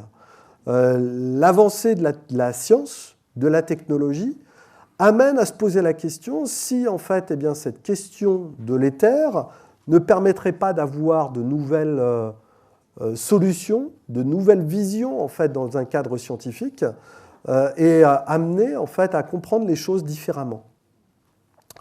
Il faut savoir qu'actuellement, vous avez en fait notamment des recherches qui ont mis en évidence l'existence de matière sombre, ou d'énergie sombre et de matière noire. En calculant par exemple les déplacements des galaxies, on s'est rendu compte en fait que déjà, quand on regarde au fin fond de l'univers, eh bien, les étoiles semblent s'accélérer en fait, et comme s'il y avait un déplacement qui allait de plus en plus rapidement vers le fin fond de l'univers. Alors que s'il y avait un Big Bang, selon les connaissances, on va dire, technologiques connues aujourd'hui, eh bien, on se dirait en fait que si on a de l'énergie qui va se diffuser vers l'expansion de l'univers, on devrait avoir un ralentissement. Et à un moment donné, s'il y a un ralentissement, ça veut dire qu'on va aller dans un sens inverse. Et donc, il y a des personnes qui se posent encore la question, cette idée, le Big Bang, le Big Boom, donc si ça va dans un sens, ça revient dans l'autre sens et on devra avoir une respiration. Sauf qu'en observant le fin fond de l'univers, eh bien, on n'a pas du tout les modèles qui sont prédits ou prescrits. Et à partir de là, en fait, eh bien, on s'est rendu compte qu'il y avait d'autres principes qui étaient dans l'univers et qu'on peut, en fait, eh bien, on va dire, apporter une solution à ces concepts-là qu'à partir du moment où on se dit qu'il y a une partie de l'univers qu'on ne connaît pas, qu'on ne voit pas. Il y a des énergies, en fait, qui sont autour de nous, qui nous traversent, qui ne rentrent pas en contact avec notre matière, mais qui font partie de l'univers. Et c'est ce qui fait en fait qu'on a une masse et une énergie cachée, on va dire, autour de nous. Alors, il y a plusieurs personnes en fait, qui ont beaucoup travaillé sur ces concepts-là. L'une des premières personnes en fait, à avoir parlé notamment de cette matière noire, en fait, c'est Fritz Zwicky, en étudiant justement cette expansion de l'univers, la vitesse des galaxies. Et ça a été confirmé dans les années 1980. Et ce qui amène aujourd'hui à dire que peut-être en fait, que la partie qu'on connaît, c'est même pas 5% des énergies de l'univers et de la masse de l'univers. On connaît à peine 5%. Ça veut dire qu'il y a 95% qui sont des choses qui sont inconnues. Alors c'est vrai qu'à partir de là, eh bien, on peut se poser la question, quelle est malgré tout la partie qui est connue? Et est-ce qu'il n'y a pas dans les recherches qu'on a aujourd'hui, en fait, eh bien, des chercheurs qui ont pu poser des solutions? Il faut savoir en fait, qu'à un moment donné, Einstein avait proposé en fait, une sorte de formule en fait, de synthèse de la théorie de la relativité générale. Et dans cette formule de synthèse, en fait, eh bien, il a été obligé de revenir dessus parce qu'à partir du moment en fait, où on a considéré en fait, qu'il n'y avait pas... qu'il y avait une expansion en fait, qui n'était pas là au niveau de l'univers, qu'on avait en fait, eh bien, une sorte de constante cosmologique, eh bien, Einstein a été obligé de revenir sur certaines de ces formules. Aujourd'hui, en fait, eh bien, on s'aperçoit qu'il avait peut-être raison et que cette constante cosmologique pourrait permettre d'expliquer l'expansion de l'univers. Mais ça pose aussi des questions parce que dans sa constante cosmologique, en fait, eh bien, il y a en fait une formule qui est une formule dite scalaire et qui ramène à des ondes en fait, qui sont peu connues ou peu observables dans le cadre de notre univers. Enfin, aujourd'hui, on n'a pas forcément les outils, les matériaux qui permettent d'observer ça.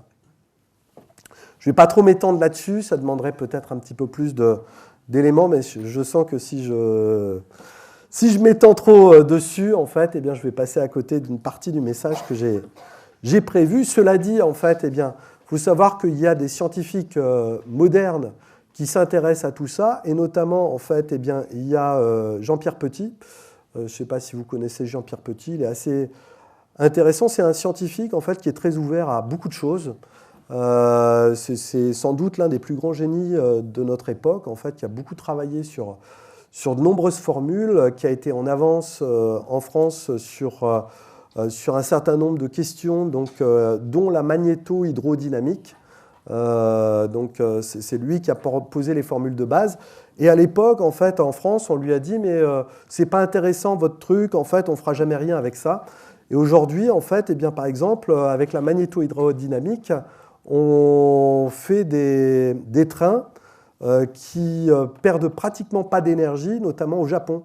Et le Japon s'est servi en fait des travaux, donc de faire en fait des trains par suspension magnétique. Donc s'est servi des travaux notamment de Jean-Pierre Petit. Et en fait, eh ben, on s'aperçoit que la France est aujourd'hui très en retard, alors que si elle avait écouté ses recherches, en fait, eh ben, elle aurait pu avoir de l'avance. Mais bon, souvent les scientifiques ne sont pas prophètes dans leur pays. Et donc, c'est souvent comme ça. Cela dit, Jean-Pierre Petit a essayé de créer une sorte de modèle de synthèse par rapport à ses recherches. Et il arrive à la conclusion, en fait, que si effectivement on reprend les formules de l'éther de Einstein, c'est d'ailleurs comme ça qu'on l'appelle le concept, ça amènerait en fait, eh bien, à trouver de nouvelles particules, de nouvelles molécules, d'avoir pourquoi pas des masses qui sont inversées, d'avoir des matériaux qui ont des propriétés tout à fait, on va dire, peu ordinaires. Et d'ailleurs, ce qui est assez intéressant, parce que beaucoup d'alchimistes, en fait, dans leur laboratoire, ont pu décrire parfois des phénomènes comme ça. D'ailleurs, vous avez des alchimistes qui ont décrit, en fait, et notamment vous avez dans la grande coction, en fait, à la fin, souvent les alchimistes vont combiner plusieurs matériaux, ils vont cuire en fait l'ensemble de ces matériaux. Et il y a un phénomène qui est tout à fait inexplicable, en tout cas par les approches modernes, c'est que la matière, en fait, elle augmente de masse au fur et à mesure, pourtant il y a les mêmes éléments qui sont dedans. Et le fait d'avoir une augmentation de masse, en fait, sans avoir un apport de choses extérieures, c'est pas compréhensible, sauf si on est dans une approche, en fait, de nouvelles physiques, de nouvelles approches scientifiques. Alors c'est vrai que du coup, si l'alchimiste travaille avec ces énergies invisibles, avec cet éther, avec un ensemble de choses, il devrait en fait trouver des nouvelles lois de la nature, trouver un ensemble de choses qui pourraient peut-être donner des solutions aussi par rapport à notre monde. Et c'est pour ça que l'alchimie, en fait, c'est quelque chose qui intéresse beaucoup. Si en fait, il y a une trentaine d'années, les gens qui s'intéressaient à l'alchimie, c'était un peu des persona non grata, c'était des farfelus, c'était des charlatans. Il faut savoir qu'aujourd'hui, vous avez des grands scientifiques mondiaux qui s'intéressent à l'alchimie parce qu'ils espèrent trouver dans la recherche de l'alchimie de nouvelles choses, de nouvelles sources d'énergie. Notamment, vous avez la fusion froide qui est associée à ce domaine de l'alchimie. Vous avez en fait l'aspect de la radioactivité. Et il faut savoir qu'il y a certains scientifiques qui essayent, à partir d'approches de l'alchimie, à transmuter des matières qui sont radioactives, mais avec des longues périodes de vie, pour les raccourcir au niveau du temps. Et ce qui fait en fait que vous aviez parfois des milliers, voire des millions d'années de vie en fait, au niveau de certains éléments. Eh bien, l'alchimie pourrait permettre de raccourcir drastiquement ça et de trouver en fait un aspect de solution. Vous avez, dans le cadre de la propriété des matériaux, de trouver des nouveaux matériaux avec des nouvelles... Et ça, en fait, vous avez des gens qui ont des recherches aujourd'hui de fond et qui ont des résultats. Parce que notamment, dans le cadre de l'alchimie, vous avez beaucoup de textes qui parlent de particules sous ce qu'on appelle l'état colloïdal. En fait, aujourd'hui, on sait que ce sont des nanoparticules. Et cet aspect des nanoparticules, en fait, eh bien, on sait que c'est très intéressant et pour le cadre de la physique, mais aussi pour le cadre de la médecine. Notamment les nanoparticules d'or peuvent aider à soigner certaines pathologies et à améliorer la santé des personnes. Et il faut savoir que dans les textes anciens, vous avez un texte du XVe, XVIe siècle de Basile Valentin qui donne déjà des recettes de préparation de ces colloïdes d'or. Donc voilà, il y a un ensemble de choses et c'est vrai que vous avez beaucoup de scientifiques. Alors moi, j'ai la chance, en fait, étant passionné depuis des années, de rencontrer, de pouvoir échanger avec des chercheurs de fond sur le sujet. Et c'est vrai que c'est une recherche qui promet et qui a déjà des résultats qui sont très très intéressants. Mais on peut se poser la question, est-ce que l'alchimie est si simple que cela ? est-ce que la démarche alchimique, en fait, c'est uniquement une démarche scientifique? Et on se rend compte, en fait, qu'à un moment donné, la démarche de l'alchimiste, ou de l'alchimie, elle est inséparable de l'alchimiste. C'est-à-dire, en fait, c'est un petit peu, j'allais dire, que comme dans une cuisine, quand vous donnez, en fait, les mêmes ingrédients à deux personnes, en fait, pour faire un gâteau, ben, vous avez peut-être à la fin deux gâteaux complètement différents. Tout dépend de la personnalité de l'alchimiste. Et ben, on s'aperçoit que l'alchimie, c'est un peu comme un art. La cuisine, en fait, est un art. Bien que, en fait, on ait les mêmes ingrédients de départ, selon la personnalité, selon la façon dont on mélange les choses, selon l'état d'être de la personne, on a des résultats qui sont complètement différents.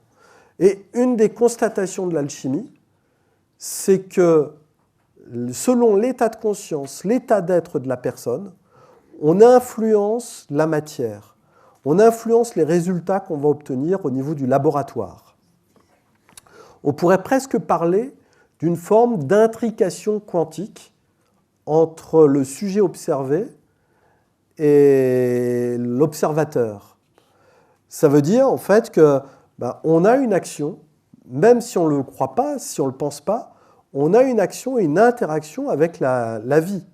Une des premières personnes à avoir prouvé ça, c'est notamment Masaru Emoto. Vous avez peut-être entendu parler de lui, il a fait beaucoup de recherches sur le sujet de l'eau, notamment il a travaillé sur des cristaux d'eau, et il a découvert en fait que si on émet des pensées positives, sous forme d'amour, sous forme de remerciement, sous forme en fait de pensées positives de soutien, ou si on avait des pensées négatives, les cristaux d'eau, en fait, la façon dont on va influencer la matière, les cristaux qui vont se former, ça va complètement changer la structure de la matière. Et il a proposé, en fait, en définitive, une expérience très simple à faire, qui a été faite dans beaucoup d'écoles au Japon. C'est de prendre en fait du riz, de préparer du riz. Vous mettez en fait dans deux bocaux le même riz qui a été préparé au même moment. Et tous les matins dans les écoles, en fait, il y avait un bocal dans lequel les enfants envoyaient des pensées d'amour, des pensées positives.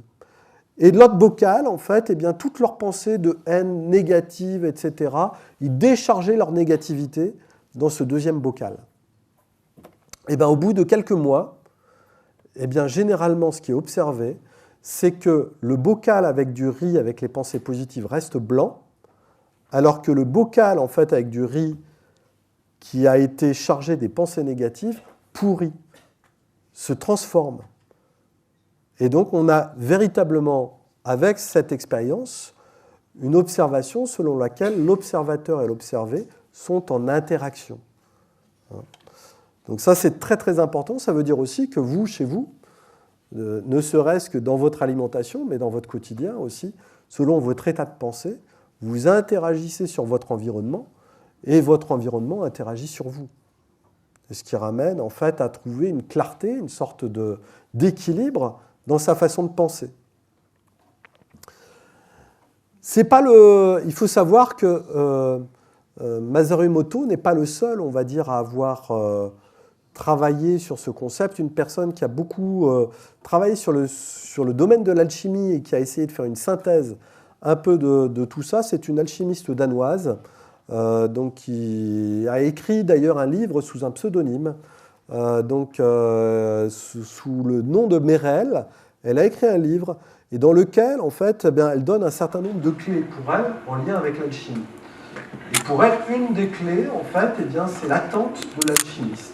C'est la façon de penser, la façon de concevoir les choses.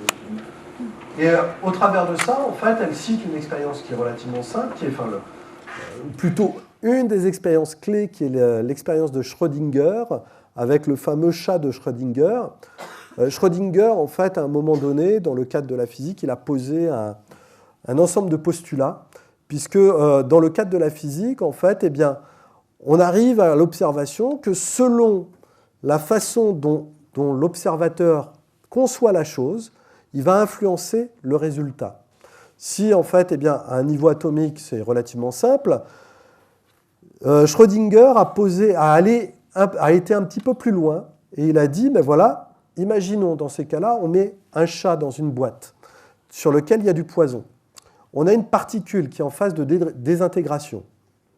Si la particule se désintègre, eh bien dans ces cas-là, on va avoir un poison qui va être libéré. Et dans ce cas-là, le chat va mourir. Qu'est-ce qui se passe en fait, puisqu'on est à un niveau particulaire? Qu'est-ce qui se passe en réalité pour le chat? Est-ce que la conscience dans laquelle on est fait qu'on va faire tuer le chat ou on va le faire vivre? Ça veut dire en fait que d'une certaine manière, le pouvoir de la pensée peut être très fort et apporter des implications très importantes. C'est un petit peu cette histoire de l'effet papillon. Sous l'aspect de l'effet papillon, on avait tendance à dire que voilà, il y a un battement d'ailes de papillon qui se fait à l'opposé de la planète. Ben, ça peut avoir des répercussions de ce côté-ci et faire, on va dire, qu'il y a une tempête qui vient se déclencher. Là, c'est plus au niveau de la conscience. Et on pourrait se dire, en fait, il y a une sorte d'effet papillon au niveau de la conscience. Selon la façon dont on voit les choses, en positif ou en négatif, on influence notre environnement, on influence la matière, on influence l'évolution de notre société. Dans le cadre de l'alchimie, en fait, ça veut dire aussi que selon l'état d'être dans lequel on est, on va peut-être influencer l'obtention de cette fameuse pierre philosophale ou pas. Pour amener ça, en fait, ça pourrait nous ramener aussi à cette idée de conscience morphogénétique ou de champ morphogénétique. Vous avez peut-être entendu parler de ce terme. C'est un terme qui a été notamment employé par Rupert Sheldrake. Sheldrake, en fait, a posé un certain nombre de constatations et d'observations. Il a dit notamment que, voilà, par exemple, quand on a des rats qui vont apprendre à sortir d'un labyrinthe, eh bien, si on présente à des rats à un autre coin de la planète, ça veut dire qu'il y a une sorte d'influence de la conscience, une sorte d'échange au niveau d'un champ universel de cette information par rapport à ce labyrinthe. Eh bien, à l'opposé de la planète, sans qu'il y ait besoin d'avoir de contact entre les rats, eh bien, on va avoir les rats qui connaissent assez rapidement la solution pour sortir de ce labyrinthe. Et c'est vrai que Rupert Sheldrake propose un ensemble d'observations qui mettent en évidence en tout cas cette sorte d'idée de champ morphogénétique. Et ça veut dire que, en tout cas, mon état de conscience agit sur mon corps, sur la façon dont je suis, agit sur mon environnement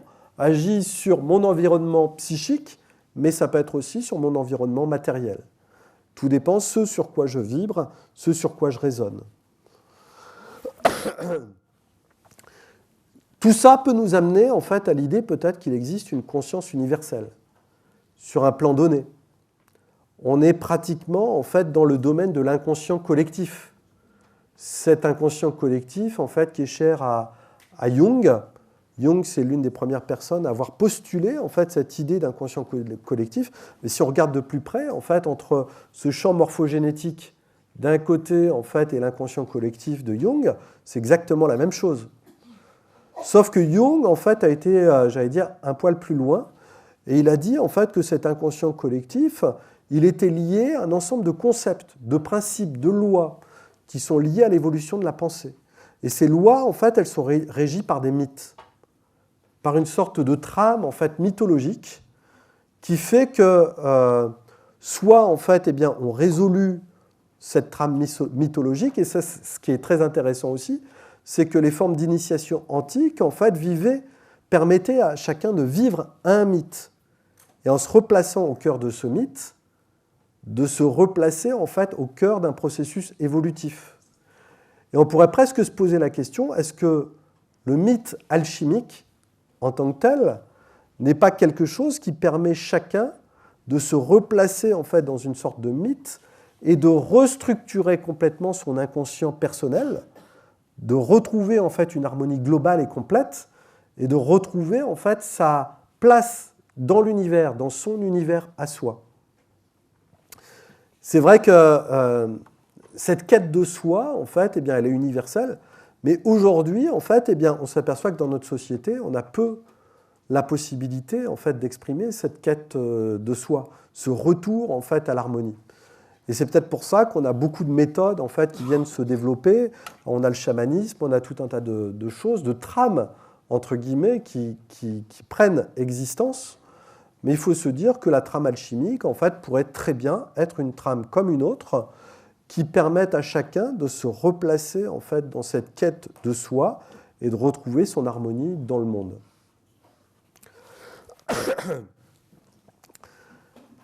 C'est vrai que Jung, d'ailleurs, s'est beaucoup passionné par le sujet de l'alchimie.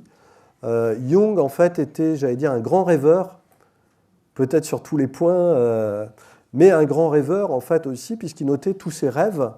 Et il s'est rendu compte, en fait, que la trame de ses rêves rappelait, en tout cas, la trame alchimique. Et à partir de là, en fait, il a commencé à écrire un livre qui s'appelle toujours Psychologie et alchimie. Et c'est vrai que Jung, en tout cas, s'est passionné sur l'aspect de l'alchimie. On dit même que Jung, en fait, connaissait très bien le baron Alexander von Bernus, qui était un grand alchimiste en Allemagne. Et on parle même de rencontres secrètes qui se seraient faites dans un château, en fait, qui était à la frontière entre l'Allemagne et la Pologne, et donc qui aurait été un château d'alchimistes, où les alchimistes rosicruciens auraient caché une grande bibliothèque. Et ce serait notamment dans ce château-là, en fait, qu'il y aurait encore des manuscrits assez incroyables. En tout cas, moi, j'ai eu l'occasion de rencontrer une personne qui m'a assuré avoir pu aller dans ce château dans une rencontre dans les années 1960 avec Marie-Louise von Franz. Et il y aurait eu notamment un travail qui aurait été fait sur un manuscrit tout à fait particulier et qui viendrait en fait à dire que pour l'alchimie, il n'y a pas de séparation entre guillemets entre la matière et l'esprit. Il y a une sorte de continuité, d'harmonie, d'équilibre universel. Toujours est-il que cette quête alchimique, elle est fondamentale, elle est importante, parce qu'elle permet de replacer la personne dans une démarche en fait de quête de soi et de quête en fait d'harmonie, d'équilibre. Donc c'est en tout cas quelque chose de très important. On peut s'apercevoir que éveiller sa conscience, en fait, eh bien, aujourd'hui, il y a pas mal de chercheurs qui ont essayé de faire un peu une synthèse sur les principes qui fonctionnent quand on éveille sa conscience. Et notamment, il y a des modèles en rapport avec les rythmes cérébraux qui ont permis de mettre en évidence que quelqu'un, par exemple, notamment il y a des études qui ont été faites sur les bouddhistes, sur les moines bouddhistes, quand ils se mettent en état de méditation. Et notamment, dans les années 1990, il y a le Dalai Lama qui a même été étudié. Et avant, en fait, on pensait que c'était impossible de rester éveillé et de ramener en fait, le cerveau sous des fréquences qui sont en dessous des ondes θ, c'est-à-dire ce qu'on appelle la fréquence delta au niveau du cerveau, entre 0,5 on va dire, et 4 Hz. On dit en fait que ces fréquences elles sont extrêmement basses et normalement on ne devrait pas avoir de conscience. Mais on a été surpris de voir que le Dalai Lama eh bien, était capable de parler, en fait, et puis quand on analysait les fréquences de son cerveau, elles étaient entre 0,5 et 4 Hz. Donc il était vraiment dans un état de plénitude, d'harmonie, de quelque chose de tout à fait particulier. Et c'est vrai que quand on étudie en fait, ça au niveau des personnes, beaucoup de personnes aujourd'hui sont dans un état de stress. Le cerveau, en fait, il est entre 40 et 100 Hz. On est dans ce qu'on appelle les ondes bêta perturbées. Et quand les gens vont commencer à rentrer dans un état de méditation, de relaxation, les ondes décroissent et petit à petit, on arrive au minimum en fait, au niveau des ondes alpha, au niveau du cerveau. On se rend compte qu'aujourd'hui, dans notre société d'aujourd'hui, on a de plus en plus de mal à faire descendre notre cerveau sous cet aspect d'onde alpha. Peut-être que j'en dirai quelques mots à la fin. Toujours est-il en fait que dans les états de rêve, eh bien, on va avoir notamment des rencontres avec des archétypes, avec des états d'éveil, des états de vision de lumière, etc., qui se produisent quand on arrive en fait, à avoir la conscience qui arrive en ondes θ. Et souvent, on a des principes de synchronicité aussi qui peuvent se produire. C'est-à-dire que si on est en harmonie, si on est en bonne pensée, notre cerveau étant suffisamment bas en fréquence, eh bien, on interagit avec notre univers, on se perçoit en fait la trame un peu invisible de notre univers, et on n'a plus besoin de se poser de questions, on est en harmonie, on est en équilibre. Et là, les synchronicités s'opèrent. Alors c'est vrai que la quête alchimique, c'est un peu comme une sorte de réunion aussi entre le matériel et le spirituel.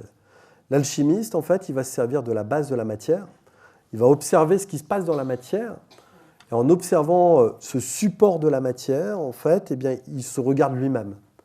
La matière est un peu comme un miroir, en fait, de ce qu'il est. D'ailleurs, en alchimie, on parle de laboratoire. Oratoire, on entend oratoire, en fait, c'est un lieu où on prie, où on médite. Laborer, travailler. Et donc, d'ailleurs, on a souvent cette formule qui revient dans les textes d'alchimie, labora et ora, prie et travail. Et donc, on a en fait cette double dualité entre le matériel et le spirituel qui vise en fait à faire un peu une synthèse. C'est vrai que l'alchimie, en fait, déjà, moi je suis opératif en fait en laboratoire, peut-être un peu moins aujourd'hui, mais pendant des années, j'ai beaucoup travaillé au laboratoire.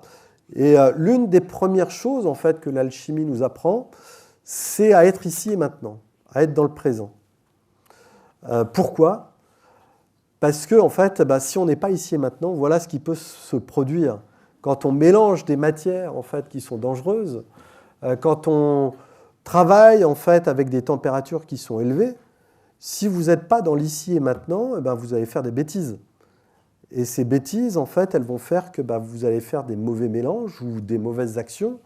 Et donc, il faut être vraiment consciencieux de chacune des actions qu'on fait au niveau du laboratoire. Consciencieux, en fait, avoir de la conscience dans tout, dans tous les éléments qu'on produit. Et du coup, en fait, il faut vraiment en fait, être dans l'ici et maintenant. Et c'est peut-être l'une des premières clés en fait, de ce que nous apprend l'alchimie, parce qu'à partir du moment où on est dans l'ici et maintenant, on perd en fait le demain ou le hier. Et à partir du moment où on perd le demain et le hier, on ne se pose plus de questions. On est en fait dans ce qu'on doit faire maintenant et pas après coup ou avant coup. Alors peut-être que je vais aborder un petit peu cet aspect de la quête alchimique. Je sais qu'il est... Désolé. Je vais essayer d'aller vite. Mais bon, si ça vous embête ce que je dis, il faut me...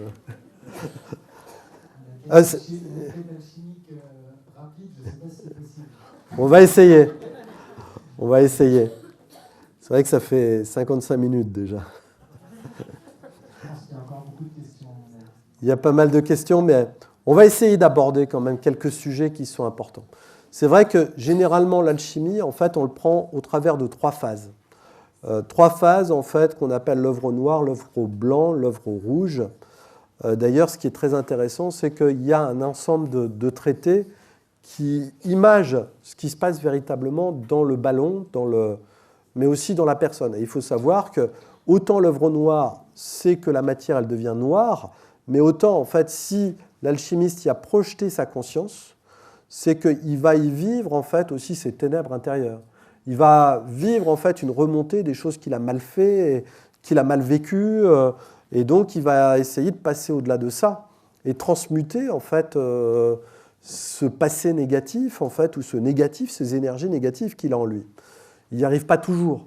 Ça prend plus ou moins de temps selon les alchimistes, et c'est vrai qu'en tout cas, ce qui est très intéressant, c'est de faire cette projection. Il faut savoir qu'il y a quelques symboles aussi qu'on retrouve. Alors c'est vrai que dans le cadre de la quête alchimique, on a souvent 2 approches qui sont différentes et complémentaires qui peuvent être présentées. Souvent, si vous regardez les images, vous avez soit des images de ballons qui sont présentées dans les textes, dans les gravures, soit des images en fait, de creusets, de fusion. Donc souvent, en fait, c'est pour faire la différenciation entre ce qu'on appelle la voie sèche et la voie humide. Et c'est vrai que l'alchimiste, il va plutôt choisir un support de la matière, soit qui va travailler au ballon avec des températures qui vont être peu élevées, soit en fait, il va avoir un tempérament martial, ou qui aime le feu, en fait, et qu'il aura besoin du feu, entre guillemets, pour se purifier, de se confronter, on va dire, à cette énergie de Vulcain, on pourrait dire ça comme ça. Et donc, selon les alchimistes, ça va être différent. Il y en a qui aiment travailler avec les hautes températures, d'autres avec les basses températures. C'est une question, en fait, d'appréciation intérieure, j'aurais tendance à dire. Après, oui, l'alchimiste va passer au travers d'un certain nombre de symboles qui sont récurrents. Symboles qui sont récurrents, notamment, on va retrouver l'aspect du lion vert. Souvent, la couleur verte va revenir à un moment donné. Et on doit voir, en fait, cette couleur verte qu'on appelle le lion vert. Souvent, en fait, l'alchimiste va passer par une première phase qui est une phase dite préparatoire, où il va préparer ce qu'on appelle le feu secret. Il va préparer les matériaux. Et donc, du coup, en fait, on va avoir cette double préparation qui va lui permettre de rentrer dans la quête. J'allais dire, il faut se purifier intérieurement avant de rentrer, j'allais dire, dans un temple. Quand on rentre dans une église, quand on rentre dans tous les temples du monde, il y a une sorte de première étape de purification de soi avant de pouvoir aller, j'allais dire, vers le divin. C'est un peu la même chose. Et l'alchimiste, en fait, il va reproduire ça au travers de la matière. Alors, je vais vous proposer, en fait, un peu quelques travaux que j'ai faits qui mettent en parallèle cette évolution de la matière avec l'évolution de la conscience, avec les images, en fait, qu'on a du laboratoire, du ballon, des couleurs, etc., pour vous montrer un peu ce parallèle qui est possible. Et après, on passe aux questions. Mais bon, c'est vrai que pour moi, je pense que ça peut être intéressant de... Voilà, je sais pas. Je vais essayer d'aller vite, alors. La matière première, on la réduit en poudre. Symboliquement, c'est le dragon écailleux. Le dragon écailleux sur lequel on doit lutter. Le dragon, dans la symbolique aussi alchimique, en fait, on est tous un peu dragons à l'intérieur de nous-mêmes. Le feu secret, la deuxième matière, en fait, si on peut dire ça comme ça, celle qui va permettre d'ouvrir véritablement la matière et de faire rentrer l'esprit à l'intérieur. Donc on a toujours cette préparation de ce feu secret dans un deuxième temps. Et quand on va mélanger, en fait, la matière première avec le feu secret, on va obtenir un chaos. Matière chaotique, en fait, qui est un peu comme la génération du monde, la base du monde. Et donc, on a véritablement, en fait, ce chaos primordial qui va contenir en lui tous les éléments, toutes les forces, tous les principes de la nature. De ce chaos, en fait, on va le faire évoluer. Et on a, en fait, ce qu'on obtient, une première terre qui est dite adamique. L'Adam primordial, en fait, il était androgyne. Il était mâle et femelle.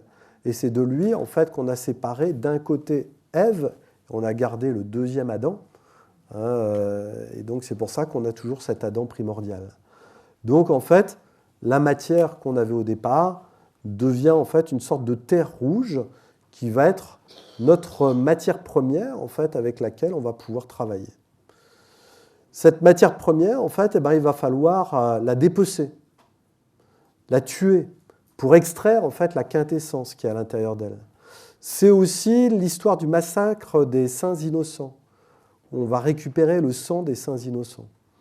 Donc on a dans l'aspect mythologique toujours cet aspect-là, on le retrouve dans la Bible, on le retrouve sous de nombreuses formules. Et du coup, on va avoir une sorte de déluge biblique, où la matière, en fait, elle va couler, on a une sorte de pluie de sang qui pourrait rappeler en fait les 7 plaies d'Égypte, donc avec cette pluie de sang qui coule du haut du ballon.